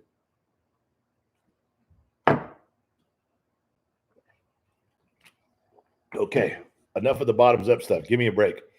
Daryl, Scott Smith. Hey, you're back. Wee. I am, Scott. I'm here. Now, Scott's ahead of me drinking, apparently. We did Best Eagles song. Keith Covey says he's Superman. I don't know who he's talking about though. Keith, Keith, did you change your name? Keith, why'd you change your name? Because Gen X Mom told me that was your name from you. Juan Gringo, Hotel California. Wow. Hotel California says Juan Gringo. Thank you. That's agreement. That's what I said. Terrell says woke tards. I know. That's the word I use. I don't know if I said it tonight, but I do. Floyd Outdoors, $4.99. Turn everything green. FFA is an awesome organization. It got me started in my career doing electrical work. The kid will go places with it. Next year he gets that in FFA. There's like a ag mechanics class he gets to go to, and they teach everything from basic hydraulics and pumps to basic engines and transmissions and brakes, because you got to fix your tractors and you got to fix everything runs on hydraulics. So there's a lot of basic knowledge he's going to get in an ag mechanics class. Probably one of the best classes I've ever heard of. So that's a great thing. I'm with you. And Floyd, you got to start on that. Then you know where your 499 is going, right towards a kid doing his thing. You, Floyd, you are an unofficial sponsor of the program. Sorry, it's over now. Can't change it. Brian, I always forget how many 5s and 10 donations are out until I get to the notification. Any chance we can get the story of you getting kicked out of school? Brian. Jose, fuck, man. You just did a bottoms up. You had to say, just kidding. Thank you. Because I can't keep the pace, man. This drinking game ain't funny anymore. Brian, can I always okay. I got kicked out of the private school. Okay, Gen X mom and I went to a private school in the foothills of Sun Valley, California. It's still there. It's a wonderful school. With most of the graduating class, a lot of the graduating class went from kindergarten all through 12th grade. Now imagine a small school, not Little House on the Prairie. We're all in the same fucking little building, but you go from kindergarten to 12th grade. You know everybody. I mean, you've been to all the birthday parties. You know where everybody lives. Your families are all friends. I mean, you know them. You don't go to school 13 years with the same people and not know who they are and everything about them. Every mistake they made, every good thing they've done, we know. So it's a close knit community. It really is. And for the most part, wonderful, wonderful people. And let's say bottoms up. Nicholas Miller. Okay, hold on. So we'll skip over there. Nicholas, hold on. I'm in the middle of the goddamn story. You got to wait a second. So it's a private school. It's a Christian private school. And I got asked to leave twice. I don't think I'm going to tell you the story on why I had to leave the first time. Everybody's heard it before, but I'm going to bore everybody. If you've heard it before, this is where you go to the bathroom, grab a couple more beers, throw your old cans in the trash, put your dog out. Let me tell my story. Okay. But the second story on why I got kicked out was in 11th grade. And I don't think I've ever told anybody that story except maybe Gen X mom, but she was there. So 7th grade, we had a building they had built not too long ago. It was a PE lockers, girls and boys, and girls and boys, and it had showers in there, and you had offices, and the doors were on very opposite ends, and no confusion, no chance of getting in or looking over, none of that. It was very separate, and there was teachers and stuff, and you had to go through a few doors to get to the locker rooms. Nobody just running in and doing their shit. However, on the boys' side, we always had the towels. They would wash and dry the towels. And they had these big, huge gray carts. You put all the towels in, the hot towels, and you take them over to the girls' side and knock on the door, and you give them to the teacher, and the teacher takes them in. And I know on our side, when they wheel them around, they wheel them right to the edge of the big showers. So you're at the cart, you can see all the showers, and there's everybody from 7th graders to 12th graders taking showers. I figured that it was the same on the girls' side. I was in 7th grade, and I figured if I hid in the bottom of the cart and my buddies pushed me over there, as soon as I felt them passing out towels, I could just jump out and I would see 25 or 30 high school girls taking a shower. I knew I'd get kicked out for that. It was totally going to be worth it. So my buddies put me in the bottom of it, and they wheeled me out, and I had my eyes closed, and I'm calculating, okay, I'm out this door. I'm out that door. Now I'm being wheeled along there. Now I'm going up the little curb thing there, and I'm going inside. I was calculating where I was. And then it stopped. I didn't hear anybody. I didn't hear anybody talking, but the cart just stopped. And this hand comes down through all the towels. Big, huge, 6'5" muscle black guy teacher there. Mr. Plaisance grabs me with his whistle and holds my little scrawny white boy ass up. And I mean, my soul left me. Mr. Plaisance was a righteous cat, but he wasn't fucking around. And he wasn't going to let this happen. I don't know who ratted me out, but when he found out, he didn't send somebody to bring the cart back. That motherfucker took this into his own hands and yarded me out of that fucking thing. And I was asked to politely leave this private Christian school and not come back, which they did let me come back, but it took 3 years, and I was able to come back. But at that time, I thought I was dead. I'm glad all that happened to me was I got kicked out. Plaisance was such a strong dude That guy could have fucking snapped my neck in a heartbeat. And he didn't. He was a cool cat. He handled things like he was supposed to. Righteous cat was at that school for a long time, went to a different school after that. I actually went to him. He was a mentor of Gen X mom. They were close friends. He was that cool of a guy. And I actually went to him and said, "Hey, I'm thinking about getting married to Gen X mom. Would you know, told him her name, of course." And he's like, "No, because you're a complete fuck up and you're not doing that." And I had to actually bring her down there and go, "Could you tell him I'm not?" And then she convinced him, and then he said yes, and I moved on. I had a list that I had to go through and ask. Yeah, so there's the story on how I got kicked out of the private school the first time. I have never told the second story. I'm probably never going to tell the second story. I don't care how much you drink. I'm not telling you, so quit asking. But there you go. You asked what it was, and there it is. Nicholas, I missed a few. I missed a bunch of comments. I'm trying to get to them, but I also missed some color bars on there. Give me a second. You guys know when I'm talking here, I'm not down there. If you guys have heard the story, go over to the website and buy those fucking glasses, because once they're gone, they're gone. These glasses that say, go get them. This is it. There's good pictures on there. Get them right now, because once they're fucking out, that's it. Okay? Until we get another supply. And I don't know when it's going to be, because Doug isn't on here talking. I figured Doug would be in here saying some shit. All right, Nicholas, Air Force cents equals Air Force dollars, but in the end, put down your dollars and count out your cents. That's a play on words, Nicholas, and that's a play on words that does, if you really look at it, or if you've been drinking like I have, you can kind of get your mind around that one. I do see that there, but it also reminds me of something the Air Force would say. And that's as far as I'm going to go on that topic. Nicholas, I love you. Just don't get upset, man. We're good. What I miss? I missed something here. Somebody's going to be pissed. Gun control, we talked about that. Scrolling. Keep them coming, scrolling. Best Eagles song, we did that. Hotel California. There's no doubt there. Shine says Gen X rules, the dress drool. Michael Jones said Oreo, California. He got it before I did. Two Bear, face-to-face handshake, looking in one's eyes. Yeah, Two Bear, put those two glasses down, man. If you're racing me, you're going to win. I can't do it. Josh Rambin, good evening, General. Cheers. I'm already half a bottle of good whiskey deep. My man, Josh. There we go. That's what we're talking about, baby. Brandon Lewis, favorite band you have seen live? That's tough. The different bands for different reasons. Springsteen at the LA Coliseum was good. U2 at the sports arena where Bob Dylan came out on stage. That made an impression on me. There's a bunch, man. When you grow up in LA, you see some stuff. I saw Adam Ant play at Magic Mountain when there was like 200 people around. That was a great concert right there on the stage. You don't everyone just ask me who Adam Ant was. Don't do that. Just pretend you know. Don't make me feel that old. I shouldn't even have brought that up.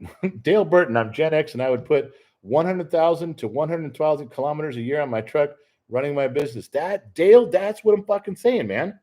Except what's a kilometer? We don't metric system really didn't take over here. Miles is what I'm trying to, just keep it simple, baby. Keep it simple. Okay. I know Europe and England wanted to bring the metric system over here, and we tried it. In all fairness, we thought it was shitty and stupid and dumb and wrong. We like our system better because we're Americans. Duh. And we did keep something in honor of your efforts to try to convert us to the metric system. We did. We not just talking about metric wrenches; those were forced on us by cars. The 2 liter bottle. Yeah. We do know what the 1 liter bottle is, but when every time it says, "Hey, you got a 1 liter bottle of Coke," everyone goes, "Oh, is that what that is? Far out." But we do know what a 2 liter. All Americans know what a 2 liter bottle of Pepsi is. We know. So thank you for that. We appreciate it. Killing time. Castelline says, "What's up, brother?" Then my screen jumped. Madame says, "Goody two shoes." Okay, there's 2 of us that know. Jamie Dean says, "Justin Bieber is where it's at." Okay, how do we permanently block that, dude? Hold on, my screen turned pink, but it didn't come up. No, that's not right. Is it? Zoe Mitchell. Oh no, Gen X dad school story. One one on each shoulder, you little devil, little angel. I know it wasn't my fault. Just the devil thing was whispering. Angel was whispering more than the good guy, and it's not my fault. Okay. Lovely Lisa Warrior Queen knows who Adam is. Three of us now who know who Adam Man is. Thank you. I'm keeping track. Bum bum. Jonathan Gager. Been on my mind lately. Why did Jimmy crack and all of his masters corn? Why did they just leave? That's a good question. Because they don't care. That was a song. Spread the wisdom, my man, says Andrew. John Lesson, and my screen jumped. Fuck. I especially when I say a dude's name. Damn it. Scroll back. I'm trying to find it. David Faulkner, thanks for printing my poem out. Much appreciated. Hey, man, how did you know I printed your poem out? Yeah, the kid posted that fucking thing I wrote. It was really kind of just between myself and Gen X mom. I did read it and he did record it, but I also knew it was so long he couldn't just put it up everywhere because it's too long. But then he came back and there were some replies, and David Faulkner had wrote this fucking really classic kind of a part two gig to it, and I read it like 12 times, and then I made the kid go print it. I've got a copy of it. That's how cool it was, David. No, I thank you for writing it because I love that, man. That was just expressing some things that need to be said. Well done, and I'm actually going to drink again because that was something important.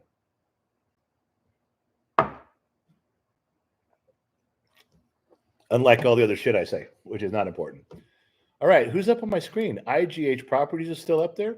Seeking the Truth is still up there. Both outstanding unofficial sponsors of the program. Brian's back. I read a cool meme with Willie Nelson said, each time you light your lighter gets a little lighter until your lighter gets so light it won't light. Had me rolling, and I thought I'd share. Okay, Brian, you can't do this at this stage of the program. Come on, man. You got to feel the vibe here. When I've been drinking like that, you can't do that. Sally sells, she sells by the sea. I can't say toy boat 5 times fast. Toy boat, toy boat, toy boat. I almost did it. Maybe that's the secret to those shit is that you just got to drink. Maybe the secret to everything is drinking alcohol. You know what? As a collective group, we may be onto something here. Okay, don't pass the word. Let's just keep that between us.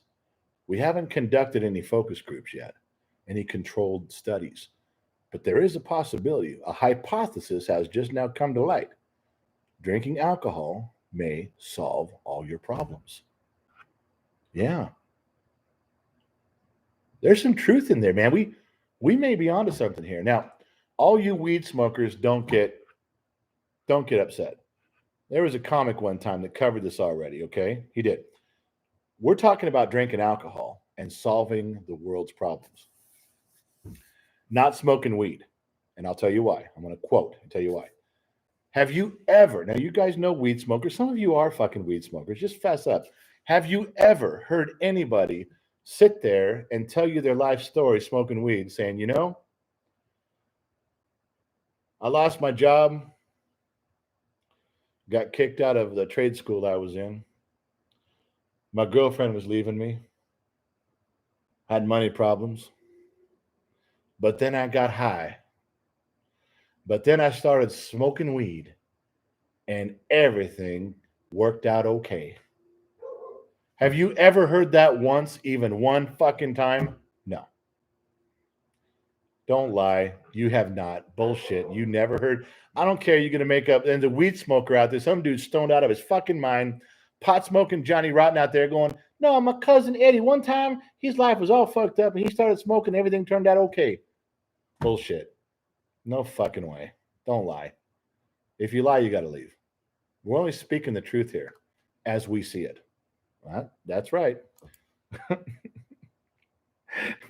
Why are you fucking people still here? This got to be the dumbest fucking show on the goddamn planet. There is no fucking way I'm making any sense at all. And now I'm going to clarify the situation. You beer drinkers call it beer goggles. The rest of us whiskey drinkers just call it getting to the truth. Don't tell me you don't know what beer goggles is. Are you fucking kidding me? Okay, if you got a Gen X in the room, just ask him real quick. I'll wait.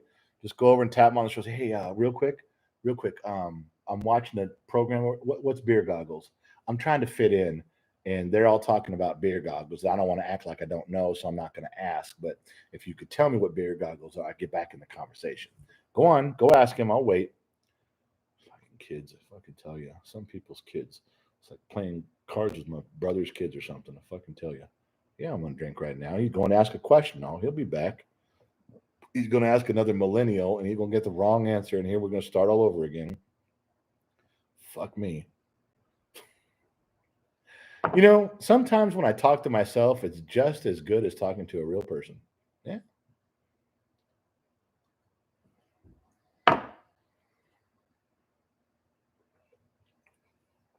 All right, it's 9 o'clock. I'm completely fucking buzzed. I haven't seen Allie in a long time. Nothing from Allie on the phone. So you guys obviously hurt her feelings, and you're all fired. Turn in your cards and just go the fuck home. Green, Soul Killer Eternal.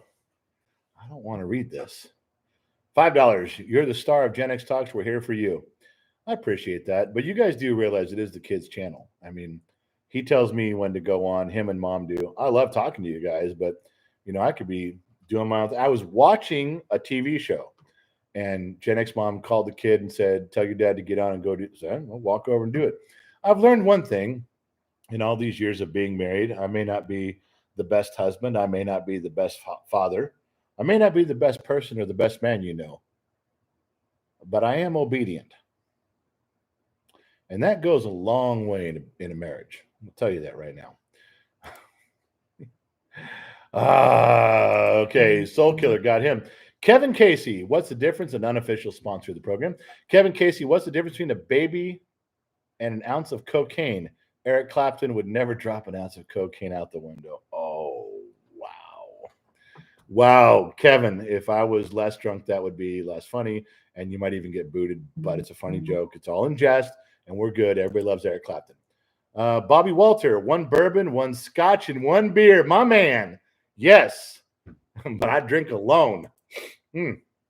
Michael Roeder was the first name of Gunsmoke's.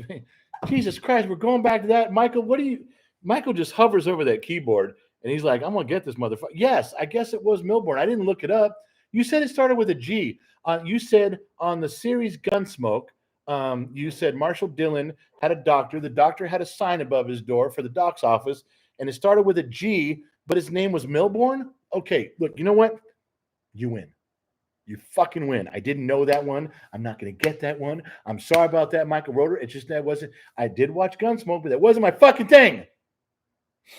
I'm not getting angry. I'm fine.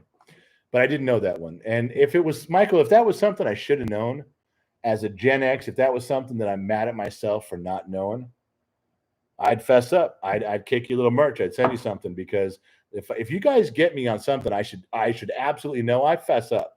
But that's a little bit of a stretch. You know, Gunsmoke was a boomer program to watch. It really was. It was before my time. But I do have some knowledge. I have a little bit. So I'm in with you. But to know that, you know, I don't know what the Key Grip's last name was on that show either. And I bet you don't. So I'm just telling you. Michael, big extra from the beginning. You are. I know you are. But I'm going to pass on that one, my friend. And I'm only going to look slightly embarrassed because you did get me angry. Jose Roman, bottoms up, just purchased my glass. You owe me that much. Okay, Jose, you got to be at the end run. If you guys, I don't know who's been purchasing what, but you're right, I do. Jose, I will drink the bottom of this, and there's another story. Just ask. You give me a topic, and I will give my best effort to give you a story that fits it. But if you got one of these last few glasses, remember, when they cut you off from ordering, when you go to order on the kids' website, genxtalks.com, and go to the shop, blah, blah, blah. But once it's done, that whatever's the set number, that's it. It'll say sold out. Right now, if it allows you to order or pre-order, you're in. But once they're done, they're done. And these are the truth at the bottom. I'll show you. Hold on. I always tell you guys, the truth is at the bottom of the glass. The story is at the bottom of the glass. And Doug in Ferrera actually made them. Look at that. It says it. The truth is at the bottom of the glass. Yeah, fucking says it right there. So you can get them, but you got to get them now. That's all I'm telling you. Jose, thank you for purchasing that. The proceeds go towards the kid. They do. Good stuff. Nicholas Arispe. Nicholas, I'm going to fuck it up. I'm sorry, man. I'm just going to call you Nicholas. Nick, $10. You remind me of my father-in-law. I'm sorry. That's a great compliment. He meant a lot to me. Thank you for this outlet. Hey, man, if he meant a lot, then probably not around anymore. Sorry for that. That's a tough one, man. That's a bummer. But I'm glad that you're getting something, Nick. If you get anything out of this, and I say this to every one of you guys, if this is a distraction for an hour, great. If you actually derive some familiarity with someone you knew, great. If some small token of wisdom comes out of it for you, it's unintended, but great. I will tell you that. Thank you, guys. Nicholas, thank you very much. I really appreciate it. Raymond says, if you're in South Texas, it's a 3-liter. Everything's big in Texas. I figured as much. Oh. Sinister is random. Probably didn't know this, Gen X Dad, but the metric system is still in use here in the U.S., but it's used for science as of currently. It's going to take an incredibly long time, but it's happening step by step. Well, thank you, Fun Fact Freddy. Fun fact Freddy here. Did you know that we're still using it and it's used for science? Fun Fact Freddy here, and we're gonna keep using it. We're gonna with science. Science is here. It's still here. No, Freddy, it's only the 2-liter and metric wrenches. Why? Because that's funny. That's comedy. That's making fun of the British at the same time making Americans look arrogant and stupid that we can't get them. It does a whole bunch. But when you Fun Fact Freddy me, and yes, I'm the person who I didn't steal that from anybody. I made it up the other day, trying to find a name for the person who goes, excuse me, fun fact, that did you know Edison didn't create the light bulb? Fun fact, Betsy Ross didn't sew the American flag. Fun fact, the flag at Iwo Jima was raised twice. There's always some motherfucker at and I'm not saying you're a motherfucker. I didn't mean to say that, Sinister, not you. But there's always some dude at the party that sticks his head and goes, a fun fact. You know what really happened? There's always a fun fact Freddy, a fun fact fucked up Freddy who's got to come and say, let me tell you. And so I had to make up a name. I came up with that name. I know it's not going to catch on, but I'm going to start using it. Whenever someone contradicts me with truth, we can't have that here. We don't like that. You are now Fun Fact Freddy. In fact, if you want to go change your name to Fun Fact Freddy, I won't be upset. Sinister's probably right. What the fuck do I know? I'm not working for NASA. Michael Roeder, LOL. The actor's first name was Milborn. It's Boomer X Knowledge. Michael, did you just... God. You guys wonder why I drink. Gen Z kid hasn't been around for a couple hours. I'm still drinking. You know why? Because of guys like Michael Roeder. You know that Michael Roeder and I had a discussion for a whole live stream because I wasn't pronouncing his name right. It looks like it says Michael fucking Roeder. Michael Roeder is what it looks like. He said, no, it's Roeder. It's Roeder. He kept me Roeder. Okay, I got it. Fucking Roeder. Michael Roeder. But you got to fucking just get the Boomer Light. You know what? You're Boomer Light. Oh, what the fuck? What do I know? Jonah Larson, what trades do you have under your belt, and do you have any advice for young people going into trades? Yeah, Jonah, I don't have any trades under my belt. I'm not good at anything. But Jonah, listen, this is something everybody should be teaching their kids. Try everything. Try wood shop and metal shop and learn a little bit about welding, a little bit about mechanics and plumbing. Just try it all. If you pick up a few things but you don't like it, fine, move on to something else. But you never know, it could spark your interest. That's the fucking best part of trade classes, which are coming back. Yeah. They're putting in trade classes in high schools again. Little by little, it's coming back. I doubt they're going to do print shop. I don't see a big area for typesetting anymore. But yeah, we got that. Hey, look who it is. Hey, what's going on? Hey, let me get. There he is. It's Gen Z Kid. So I was on my VR just now. Your VR? What the fuck does that mean? Virtual reality, the Oculus. Oh, your goggles. Yeah. He plays fucking video games. I walk by his room, and if I open the door, not his room, the game room, because he's a spoiled fucking brat because his mother wanted a game room for him when his brother moved out. Mainly so his brother couldn't move back in. Anyway, so he's got these headsets on. He's got things. He's fighting in the room. He's got the whole room cleared out. Yeah, he's doing all this weird shit. You walk in like, are you okay? He's like, I'm fine. I'm like, you playing a game? And then, I have to ask this question. I know he won't know. You guys, if there's any gamers out there that play virtual headset games like Oculus and shit, and it's just purely an analytical question that I'm asking for a friend. Do they have porn in the goggle? I'm just saying. I'm not going to. I'm just saying that would be something. But so here's what I came down to tell you. What? So here's how you know you need to take a break in VR. So I'm playing Super Hot, right? Which is like this game. Super Hot, the porn thing with the. No, that's not what it's called. It sounds like it is. About. Okay, that's very unfortunate timing. Yeah. So pretty much in the game, I'm fighting and whatever, and I went to lean on a table in the game, and I fell over. I was on my knees fighting somebody. I went to push myself up. Went, whoa. There's no table there. Yeah, I was like, okay, I need to take a break. Far out, man. Little funny story there. Little side note from Gen Z That's kid. how you know. That's a little reality check for you. I'm waiting for you to conk your fucking noggin, bump your Wookie on the fucking wall when you get too close. That. First time I got my VR, there's a big black mark on one of my handles because I hit the wall. Brian says 49 got a glass.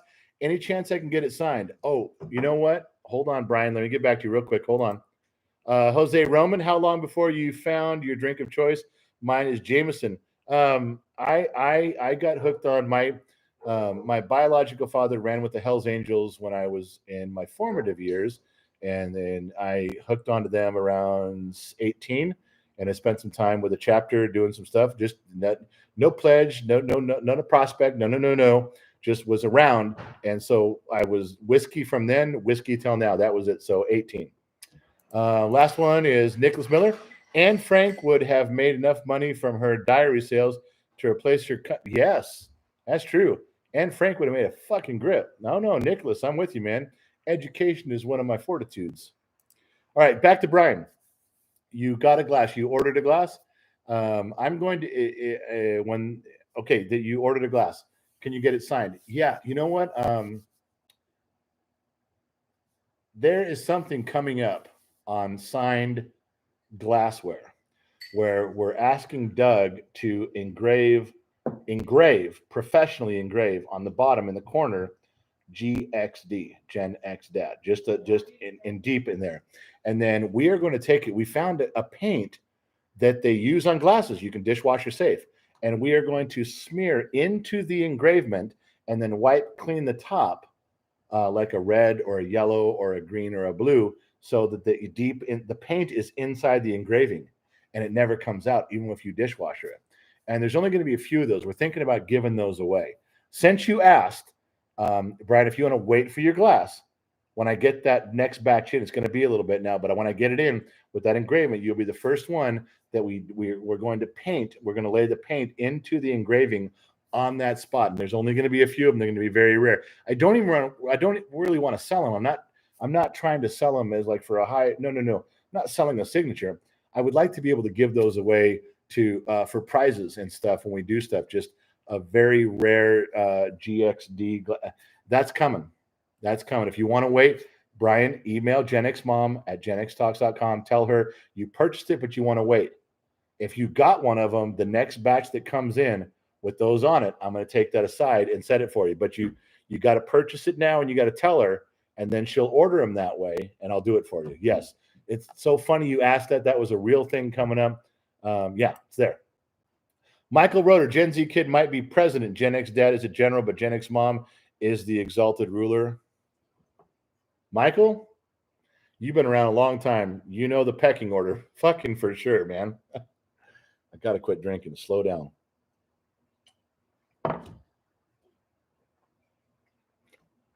All right, where are we at here? Combat Carl. Combat Carl turned my whole screen yellow there. $9.99. Do you guys know what Combat Carl is from? Do you guys know why he's called Combat Carl? Anybody? Come on, while I'm reading this, give it to you. What three people would you choose to be in a life raft with while stuck at sea? Anyone throughout history. And Combat Carl asked, if I was stuck in a life raft out at sea, what three people would I choose to be stuck with? And for some reason, I thought of the three people. I was thinking of three people that I want to fucking kill.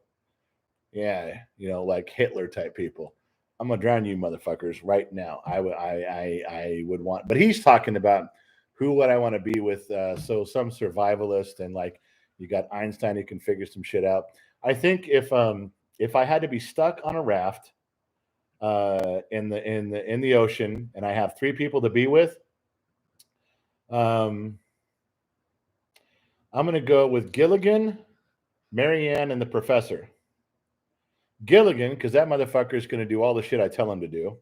The professor, because he's going to save my ass and get shit figured out. And Marianne, for obvious reasons. So Combat Carl, there's my 3. You want to know my 3 off the top of my head? There's a Gen X answer for you. There's a Gen X answer. There's a slew of Gen X dudes out there raising the glass right now going, fucking A, that's who I'd pick too. And I stole that answer from all of us. It's a collective thing. Josh Maddox dropped $4.99 and didn't say why or how it goes. Josh, when you give unallocated funds, they go to the whiskey. They go to the whiskey fund. They're for Jack Daniels, and thank you very much, Josh. Okay, I know I missed everything. Favorite arcade game, Private Buyer. Favorite arcade game, Galaga, by a fucking mile. Rob Hentz, I don't know what it is about Gen X dad's great stories getting kicked out of school, but my dad had a classic one as well. Respect to all of you. Pure knowledge and entertainment. Hey, man, that's a far out, man. Rob, we're with you. Cali GDP, tons or ton. Okay, the second way you spelled it, who the fuck knows, man? It's tons. Tons. End of story. Jesus Christ. RL Collins, 2.34 kilometers equals 1 mile, easy or something like that. Okay, RL Collins. Hey, thanks. Fun fact, Freddie, letting us all know what the kilometer to mile ratio is. We don't fucking care. Moving on. Shane, your son is great for introducing us to you, man. Yeah. Thank you for that. Yeah, it's all my son. Thank you very much. Flunky Monkey. Yeah, I don't know, man. I'm not going to ban you for that, but I'm not letting that come through. That's fucking dumb. Okay. Someone said Jesus, Peter, and Moses is backup. I should have picked Jesus. We could all fucking walk on water. That would have been a great person to have in the lifeboat with you. Jesus, because, wait a minute. But, okay, Jesus can walk on water, and he's gone. So I'm not picking Jesus. That fucking guy just would leave us. Moses could part the water. We could walk where we're going. That's good. Not sure what Peter would do, but all right, Tammy, I'm with you on that a little bit. I'm with you. Matt M got it. Toy Story, Combat Carl. See, and Combat Carl blown up by Sid. Matt, you knew that story a little bit too deep. You said Toy Story, Combat Carl got blown up by Sid, Twisted Next Door Neighbor. You could have just said Toy Story, Matt. You went a little deep, my man. But I knew it too, so I'm with you. Fuck it. Lance says I'd take 3 chicks. Yeah, and how about 2 chicks and a bottle of whiskey? Oh, no name. So brunettes over blondes. Yeah, brunettes all day, all fucking day long. Whenever it says Marianne and Ginger, I was always the guy who picked Marianne. Ginger was a redhead, and I've been married 3 times. My second wife was a blonde, but no, brunettes all fucking day.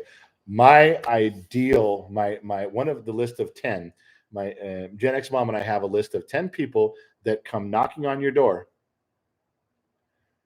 I get to leave. If a girl comes knocking on my door, I get to leave for the weekend, no questions asked. None.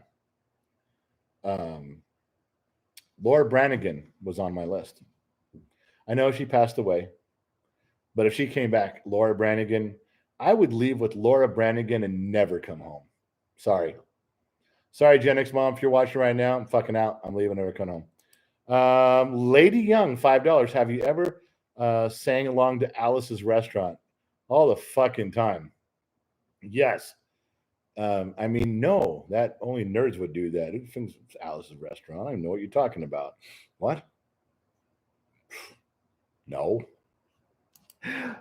Tammy S, $20. I don't even know what Tammy gave me $20 for, so it's going to the whiskey fund. But I'm sure it's for some light entertainment that was proved out tonight. Maybe so.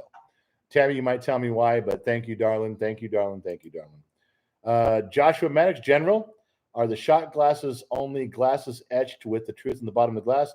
Thanks to the channel, nothing but love. No, they got Currently, they have this on the side, which is our logo. But there is a run of them that are coming without the logo. There is a run of them coming later that has the sooner that has the thing for me to etch it in there. So, but you got to look. If you want one of the other ones, we can do it that way too. Just email Gen X Mom, GenXMom at GenXTalks.com, and tell her that you ordered or you want to place an order and you want it this way. No problem, man. We aim to please. So, Alex, sir, you and the kid absolutely make my day. Just ordered my glass as well. Listen, I know we're going to run out of glasses. I know it's going to get cut off, but thank you guys for going there. I have no way of telling who's doing what, but if you guys go to the kid's website, genxtalks.com, you go order the glasses, the profit that's in there goes to him. We got to pay for shipping and stuff along with you guys. It costs more, but thank you for doing that. It means a ton. We don't mind putting out the money for the glasses. Gen X Mom does all the work for packaging and all the stuff, and she throws in some extra stuff once in a while for you guys. But thank you guys for doing that. I know you guys are buying a glass. It's a purchase, but there is some profit built into there. It's a little bit of stuff for the kid, and it really helps him down the road. It really, really does. And I want to tell you something else too, and this may dissuade some of you. It might. And I'm not meaning to turn you guys off. But sometimes when there's an event with FFA with a kid and they all have to pay to go do something, as it gets closer to the time, there are some kids who can't get the money to go. Good kids who just their parents are in a situation where they don't have the money, or it's a single mom who doesn't have the money to give the kid his money to go. With or without your help, I have gone and said, I'm going to pay for 2 more kids to go. I only put one stipulation on it when I give money to help a kid go do something with FFA or a project like that. I tell the teacher when I give them the money, I say, don't tell them who it's from. I don't want them to know. I just want them to know that they found the money and these 2 kids can now go on the trip with all the other kids. I can't always afford more than that. But I know that 2 kids who feel bad that their parents don't have the money to send them can now go. And I'm not telling you I'm taking your guys' money or the kid is taking your guys' money for that. But sometimes if there's a little bit extra in the fund for some stuff, when you guys give you $2, your $5, don't think that it always just goes to the whiskey fund. There's sometimes I siphon a little bit away for a good cause. And the only rule is that I don't want them to know where it came from. And they've been true to their word for the past 8 or 9 years on that, way before Gen X Talks even showed up. When I had a little extra money to do some stuff, we would give it and say, you can take another 2 kids or another 3 kids. We would do that. Or if they had projects at school and they didn't have the money for the project materials, and if I had an extra $300 or $400 to come in and do that, I would buy all that and say, don't tell them. And let's get these kids going. I know it's small. It's not. I'm not affecting things globally or even much more locally. I'm not. Just one small classroom at one school. But you know what? There's a few kids that get to do something a little extra because of how we feel, and we all feel the same way. And you guys do it too. You guys feel the same way. You wouldn't give the kid extra couple bucks here and there. You wouldn't do it. You're doing it for the right reasons. You're doing it for a cause, and I've been doing the same thing. You know why? Because we all got the same belief on that shit.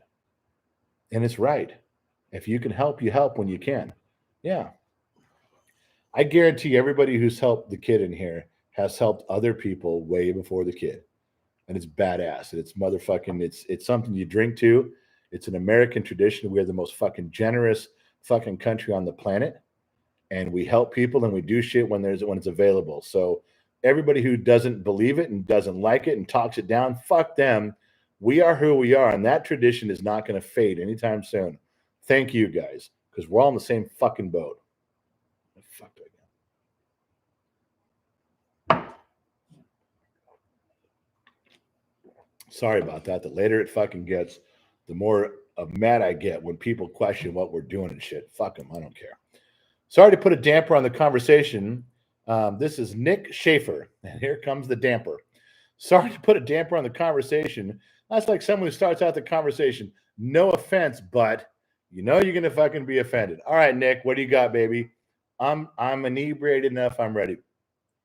Nick says, sorry to put a damper on the conversation, and you may have spoken this before, but have you ever sent a foster child away? I was a foster child myself. The only time, and it was twice out of 32 children, it was only, well, 32 children that I raised. I mean, countless foster kids came and went. So this isn't one of the 32. I'm sorry, I phrased that wrong. But I sent two away, and I tried to help them and work with them, but they were sexual predators to other children I had younger than them.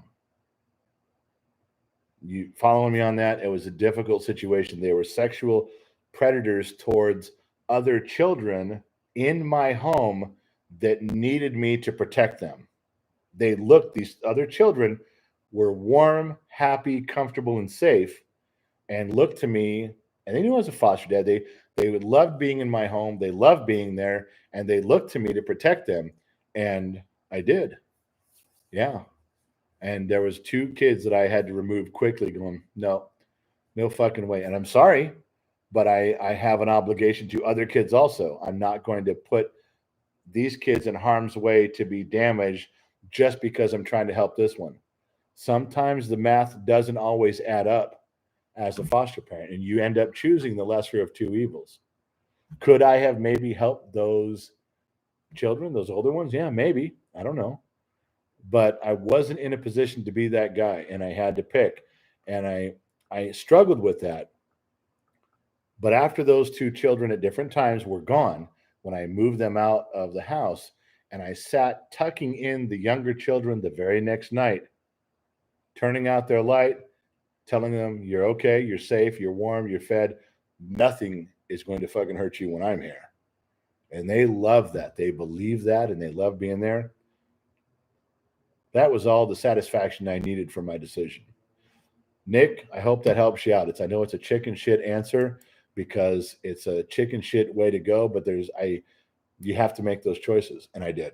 So just so you know. All right, let me scroll up. The bum. Hold on. I missed a ton of little shit here. Hold on. We're going to blow through this stuff. God, Jesus, I missed a ton, you guys. Don't leave. Hold on. Combat Carl, we'll start there. Scrolling down, going in order. Josh Maddox, $4.99 with no explanation, so it goes to the whiskey fund, my man. Lots of stuff in there. Yeah, I'm not doing that. Lord Belks, $2. Bob Seger or George Thorogood? Bob Seger. Not even really a choice for me. But that's like I'm going to say that's a local California local bar, local band. I'm going to say Bob Seger. Lady Young, have you ever got along with Alvarez? No, we already covered that. I'm not talking about it, not singing it. No. Brian, sorry, Marianne is out of stock. Only woman left in the light bulb is Rosie O'Donnell. Would you like to complete your order? So the three people I can take, if I'm taking Marianne, sorry, Brian says, sorry, Marianne is out of stock. Only woman left for the lifeboat is Rosie O'Donnell. Would you like to complete your order? Yes. Rosie O'Donnell is a big girl. I don't want to say that she's a big girl, but it goes back to a. Okay, here's where we get canned. Here's where we get fired from the program. There's an old Gen X joke, a comedian style thing. Is this, and Rosie O'Donnell say, what does a moped and a girl like Rosie O'Donnell have in common? 50 of you just said it. There's 50 dudes out there that just, and one chick who just said the answer. What does a moped and a woman like Rosie O'Donnell have in common? They're both fun to ride, but you never want to let your friends see you on one. So yes, I would pick Rosie O'Donnell in the life draft, and you know what? You guys can all go fuck yourself. I'll find new friends. I'm fine. Tammy S's $20 still stands. Josh Maddox General, there are shot glasses only within nothing but love. We talked about that. Alex says, sir, you and the kid absolutely make my day. Just order my glass as well. Alex, thank you very much for ordering a glass. That means a lot to the kid. Frankie Viva. Do you say the S or do you not say the S? Frankie Viva, $5. Our office is located on Callaway. I can help reducing pain. First visit on the house. What? Frankie, what office, man? What are you? I'm close to there. What are you talking about? Pain for what? You got, because Gen X mom is a pain in my ass. Oh, she's a pain in the ass. I know she's in Vegas right now. She can't hear what I'm saying, so she can go fuck. Frankie, you get rid of pain. Can you got a pill or a shot that'll get rid of Gen X mom? That's great. I don't know what you're talking about, but I'm in. Send me an email. GenXDad@GenXTalks.com, man. If you're all seriousness, if you're talking about pain relief, Gen X mom's in pain every fucking night because of cancer and chemotherapy. If there's something you can do, my man, you'd be a hero beyond words. If there's something you could do, I don't know what you do. There's something you could do. Email me. Nick Schaefer, sorry to put a damper. We did the damper thing. Jamie Smith, what are you still doing here? You showed up at the beginning of the program 2 hours ago. You don't say a goddamn word the whole time. Then you show up here. All right. Jamie Smith, $5. Love the content. Internet is out up here. You fix him and he'll paint him up.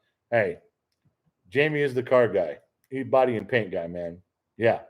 I'll fix him. He paints him. Good to go. All right. Where are we? Two Bear, you are a drop in the bottle. Humble. Well, Two Bear, since you chime back in, that means you're still here. And you and I go back with this program. You and I go back a long way. You do. And I'm going to see you in Fontana. But that's all we got left. So I'll tell you what we're going to do. We're going to pour this down. Cover that bottom of the glass. You hear it? Yeah. We're done. That's another dead soldier. That's a Gen X term. Another dead soldier. We'll drink the last drink and say the last thing. We'll tell the last bunch of lies and the stories, and we'll go from there. We're close. The Reckoning. You're a stand-up motherfucker, bro. Much respect and love. Helping others is always a good thing. The Reckoning. I just met him tonight, just right now. But I can tell by the picture and the words, he's not fucking around. He's not trying to receive glory and everything. He's just telling it like it is. Thank you, my man. You're quality people, says Will. Thank you very much. Harley, Jamie, fellow custom painter here. Yeah. Harley and Jamie are going to be best friends, and I'm out. St. Martin. Dude, where have you been? St. Martin, you've been around in a while. FFA fun. Are you doing a St. Patrick's Day live? Yeah, we probably should. We should probably fucking do everything green and do a big show, right? Hey, St. Martin, that's a fucking good idea. We have some green whiskey and dress up all in our shit. Yeah, we should have Gen X Mom wear a green bikini top. Yeah, in honor of St. Patrick's Day, of course. That's legitimate, right? We can get behind that movement. Yeah. Hi, go smoke a toad. No go smoke a toad's on. Where? I didn't see her. I didn't see shit on that. I know, my phone's beeping. Hold on. It was from Gen X Mom and Allie, and they both said nonsensical bullshit. And as a male chauvinistic pig, I put them on ignore and didn't give a shit. There you go. Brian, I need Gen X. Well, hold on. Did I miss something there? St. Martin. Okay, good idea on the St. Patrick's Day. St. Martin, you may have just saved St. Patrick's Day for the whole fucking country. You, sir, are a true goddamn American. Good job. Moving on. Brian, I need a Gen X dad yelling at Gen Z kid bobblehead. Make it happen. Okay. Brian is now asserting his authority on the program, and I already said I'm obedient. That would be fucking funny. Bobbleheads would be. Where would you fucking get a bobblehead? Where would you get a custom bobblehead? That'd be funny. I don't even know if that's a real thing or not. Nicholas Miller, doesn't matter if you're stressed. When thrown to the wolves, you make a fur coat. Whoa. Man, that'd have been something I said at 25 years old. That's a tattoo at 25 years old for me. Doesn't matter if you're stressed. When thrown to the wolves, you make a fur coat. Nicholas, I almost want to drink the whole thing, my man. That's fucking badass. Ah, at 25, that's a fucking tattoo on my back. Oh, all right, Marcus, turn my screen orange. 19.99. I know this isn't much. $20. Marcus, before I even read what you're saying, that's $20 of your money. That's $20 that you earned. $2 is a lot. That's your fucking money. I don't let my money go easily. I pick and choose, baby. Don't. It counts. I know this isn't much, but I want to give something to show my support for this channel and the content you upload. I genuinely root for this channel's success and continued growth. Best of luck, you guys. Marcus. Thank you. Appreciate that. There's some roadblocks we've run into on this channel. YouTube awards every channel that receives 100,000 subscribers a silver play button on a plaque with a little thing. We're at 200 and some thousand. Do you think the kid has even got an email about a plaque? Nothing. Our content is too conservative. It's too edgy. It's not what they're looking for. It doesn't fit their mold. Oh, YouTube is owned by Google. You can imagine, I'm just thankful they even let us broadcast this shit. But do you think that my son is ever going to get a play button like all the other channels get? Girls go out there and dance around half naked, get a play button. People go out and their pro-liberal stuff, they get a play button. They get to the numbers. You think my son has doubled the amount of subscribers. Not even a phone call. Not an email. You're not getting it. Not getting any of the perks that go along with that shit, ever. This is just an uphill battle for my son where he chooses when I go live. He chooses what content we put up. He tries to be engaged in the community with polls and threads. He asked me for a lot of input. I help him out. But this kid plugs his heart and soul into that. He's not going to get the accolades. He's not going to get the stuff that everybody else gets. He literally gets all of his juice from you guys. When you guys write comments, when you guys donate $2, $4, $5, $8, every little bit is, he reads the comments like no other person you've seen. But how does that translate into the world? It doesn't. It's nothing. But this kid lives, eats, and breathes his brand, his Gen X Talks, the thing he's built. It's his. For all intents and purposes, I'm a hired actor to go through the motions of this. The ambush videos, fuck that kid, fuck his camera, and fuck his ambush videos and his shit. I could do without those all goddamn fucking day. But everything else that I agree with on what he's doing, he's trying. And he tries on Instagram. He tries on Twitter. He's got no following on Twitter at all. He asked me for a quote. I say, go fuck yourself. He walks over and types, my dad says, go fuck yourself. It doesn't go anywhere, but he's trying. Yeah, but he's never going to get the recognition. You guys know that social media is run by a certain group of people. They don't give a shit what he says or does. And to your credit, a channel that should not have any following at all, from a kid who's 16 in a conservative part of California. He's got 200,000 followers, 200,000 subscribers. That's to you guys. That's to his determination to not give up and fucking you guys. It really is. So Marcus, thank you for the $20, $19.99. Good Lord. That's your money. That's money you spend. That's money you worked for. And you gave it to the kid. I couldn't be prouder of what he's doing. I couldn't be prouder of what you guys, your level of participation. I'm going to blow through these things right here, but don't think for a second that I'm skipping over. I'm not.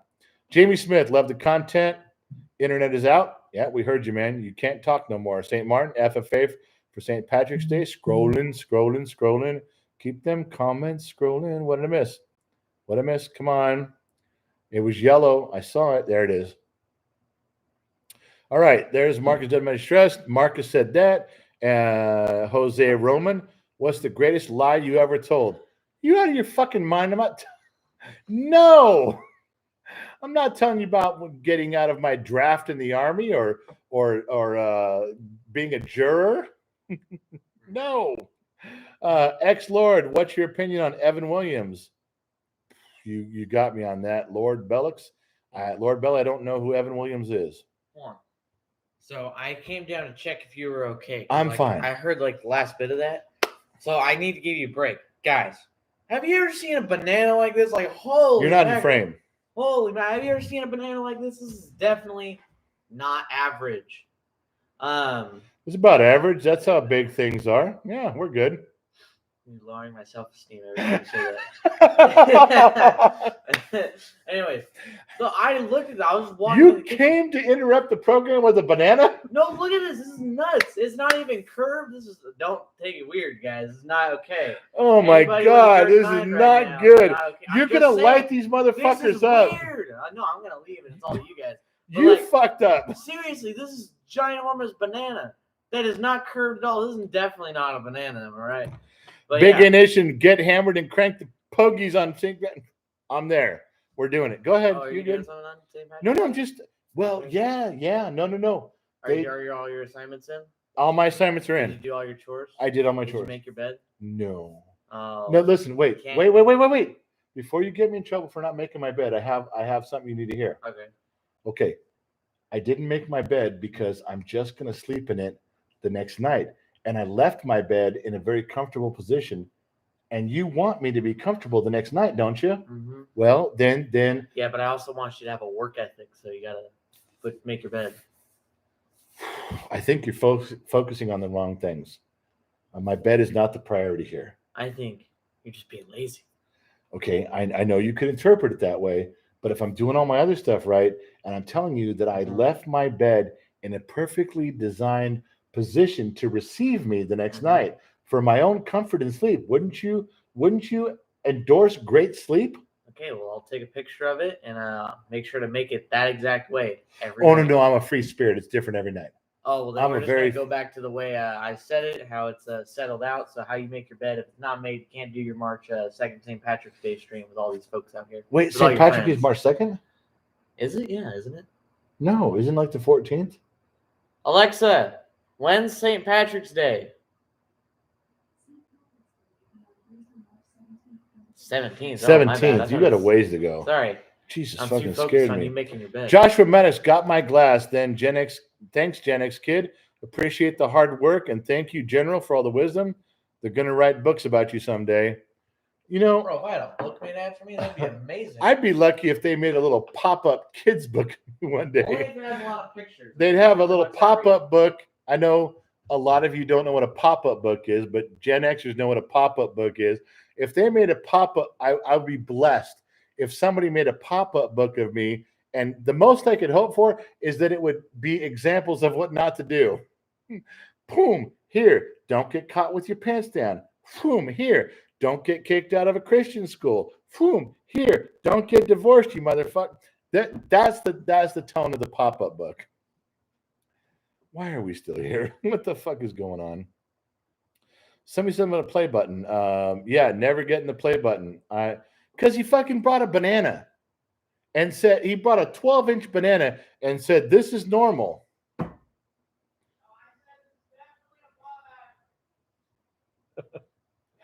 Oh, you guys, I'm telling you what I miss. Gen X kid, Ryan says, Gen X kid, go to bed. Yeah, we're never getting the play button and we're never getting there's other things that they offer that we've applied for that he's in line for. We don't get. Listen, I'm go smoke a toad. Finally, go smoke a toad. Gen Z kid doesn't understand the aching bones connection with the pet. I'm telling you, go smoke a toad. Where have you been? Have you been here very long? Because first of all, I always talk to you. I always compliment you. I always acknowledge you. I do every time. I love you. And this is the first comment I've seen. Okay, listen, I gotta go. I'm gonna drink my last thing down. That's the last of the bottle. I gotta go. You guys have been great. This has been a fucking blast tonight. We've been on 2 hours and almost 10 minutes. And I don't hold on. Jenny says, love the content, watch every chance I get. Jenny, you put up 2 glasses. I can't do 2 glasses. I know I got 2 hands. And in my younger days, I'd have drank you under the fucking table. But Jenny, I can't do it tonight. I can't. All right. So listen. Michael Roeder says, not going to answer my car question. Okay, what fucking car question? Ask it again real quick. Don't pay any money. Just ask the fucking question. Marcus, how much blinker fluid was Chevy? $9.99. That'll get you a whole quart, baby. $9.99. Blinker fluid. I know. We should start selling that because it's a fun novelty gift, isn't it? Come on, Michael. Ask your fucking question. Scrolling through. Liddy Young says, go fuck deep sleep. Look, man, I'm going to walk upstairs. I'm going to crash out. I'm going to crash out in my boots and my Levi's and everything right now. Don't act like you don't know what that's like. You motherfuckers have done the same thing. You guys have crashed out just like me on the fucking front lawn and been woke up the next morning by sprinklers. Don't act like you haven't. Yes, I've got the hiccups for some reason. Jenny, thank you. Marcus, shit, what did he say? Hold on. Jenny's kid, go to bed. Marcus, how much blinker fluid? I got that. What did I miss there? Oh, Lion, $1.99 for smaller metric bananas. Lionheart, for smaller metric bananas. Don't get me fucking started. All right. Summer Breeze. Oh, she just shows up now. Sweet dreams, Gen X family. Summer Breeze is so lovely. All right. All right. Where's Michael Roeder with his fucking thing? His fucking car question. So goddamn important. I'm scrolling. I don't see it. Keith, I know pop-ups. Congratulations, Keith. And we're on the same page. I'm trying to give you Shane B. I'm trying to give you money, but it won't able to. PayPal. Everything the kids got. Shane. PayPal, Venmo, Cash App. They're all just at Gen X Talk. So it should have the logo on it so you know it's him. If you really want to, it goes straight to him on there. Shane, thanks for trying. If you get it, you get it. If you don't, you don't. But that's the thing with the Venmo. Everything's at Gen X Talks. It's pretty straightforward. DeRoy General. DeRoy, where have you been? You've been lurking this whole fucking time? We used to talk all the time, Royal, and now you're just popping at the end. And I'm trying to find Michael Roeder's thing. Michael Roeder ain't saying shit now. Or Shane B. Patreon. No, Shane, Patreon is just where you pay $1 and you get some behind-the-scenes stuff. You get some intimate, personal, family stuff, and you get notified before we go on live. We send an email to everyone on Patreon before we go live on any platform, but it's $1. You do got to pay $1. All right. Michael Robert Jones replacement.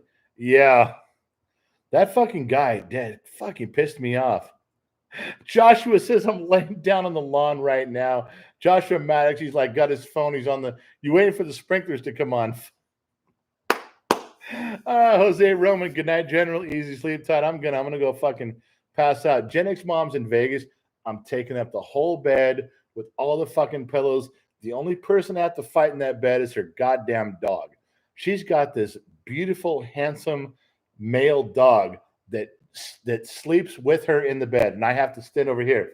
And when she's gone, that motherfucking dog still takes her spot and looks at me like, hey, this is where mom and I sleep. You get on your fucking side of the bed. Every fucking night we fight over that shit. That goddamn dog. I tell you. His name's Ranger. He's a fucking asshole. Paradise Arms. Where the fuck have you been? This was for you the whole night. You disappeared. You come swooping back at the end like you're somebody. Paradise Arms paying you to tell me a bedtime story. Number one, Paradise Arms is too late for a bedtime story. You know what? We should start with a bedtime story next time, Paradise. We got that. We'll do that next time. Derek's 20 months sober. I would raise a glass to you, but that seems a little counterproductive. Okay. Where's Michael Roeder? Michael Roeder. Looking. Still trying to find Michael Roeder's fucking question. Michael Roeder. He says, Ryan Biden. Where the fucking Michael? He had some question, a car question, and we're all still here. Waiting, hanging on Michael Roeder. It's a good thing he's a friend of the program because you got to extend the love right now. The Reckoning woke up before the Sprinklers came. Michael, I'm hanging out as long as I fucking can. I don't see shit. Look yellow too long to repost. Okay. Marcus, how much blinker food cost? I'll scroll up real quick. Yellow. Marcus yellow. Bum, bum, bum, bum. Ryan yellow. Bum, bum, bum, bum. Come on, scrolling yellow, scrolling yellow, scrolling yellow. Looking for Michael Roeder. Jose yellow. Ryan yellow again, and that's as far as it goes. It won't let me go back that far. Michael, if you fucking said it too long ago, I can't help you. Mike sent you a donation earlier with a question. I know. Storm. I know. But I can't find it, and he won't say it again. Michael Roeder's left the building. All right, look. This is not the fucking Michael Roeder show. Okay? It's not. As much as I love the guy, and I'm trying to do the right thing, it's fucking not the Michael Roeder show. We're all trying to figure out what he said. We're all scrolling around. We can't get there. James says, fuck Mike and his $2. Keith says, you missed the fucking car question. Fuck the $2. Look, man. Christy says, dude, I'm fucking drunk. I got to go and eat some cold-ass pizza before I pass out. Gen X dad and mom, Gen Z kid, Allie, and the rest of the crew. Hit the likes and subscribe to all. All right. Christy is the chick on her way out the fucking door. That's how you do it. Christy's the one at the bar who smashes the glasses, throws a bottle through the mirror behind the bar, and lights 2 lighters in each hand as she walks fucking out the door and kicks the door open with her feet. That's Christy. Christy Covey. Far out. No. Christy Lushkova. We'll go back to Christy. That's easier to say. All right, look, you guys, I got to go. I know I missed a bunch of you guys on here. I didn't mean to. I try to answer all the shit. I do the best I can. But there was 400 and some of you for the longest time. Even on 90-second delay, it's tough. I'm just a dumb redneck hillbilly mechanic in the middle of the desert. But thank you guys for showing up. I really appreciate everything you guys have done. I got to end the stream. 2 hours and 16 minutes. But let's do it again tomorrow. If anybody wants it, join Patreon. It's $1. But join Patreon, and you guys will get the notification before the kid or mom or I go live. We will send you an email. That's our smoke signals that go up before we go on. We'll do that for you every time now. We started today. We'll do it every time. But I got to go. I got to crash out. I'm way too hammered, and I'm going to drink this, and then I'm going to go pass out with Gen X mom's dog and cry in my pillow that she's in Vegas and I'm not. Anyway, thank you guys for showing up. I will go back and read all of your goodbyes, your salutations, good afternoon, good evening, and good night. I promise, every one of them. So anyway, from Gen X Talks and everybody here, we'll catch all you guys on the flip side.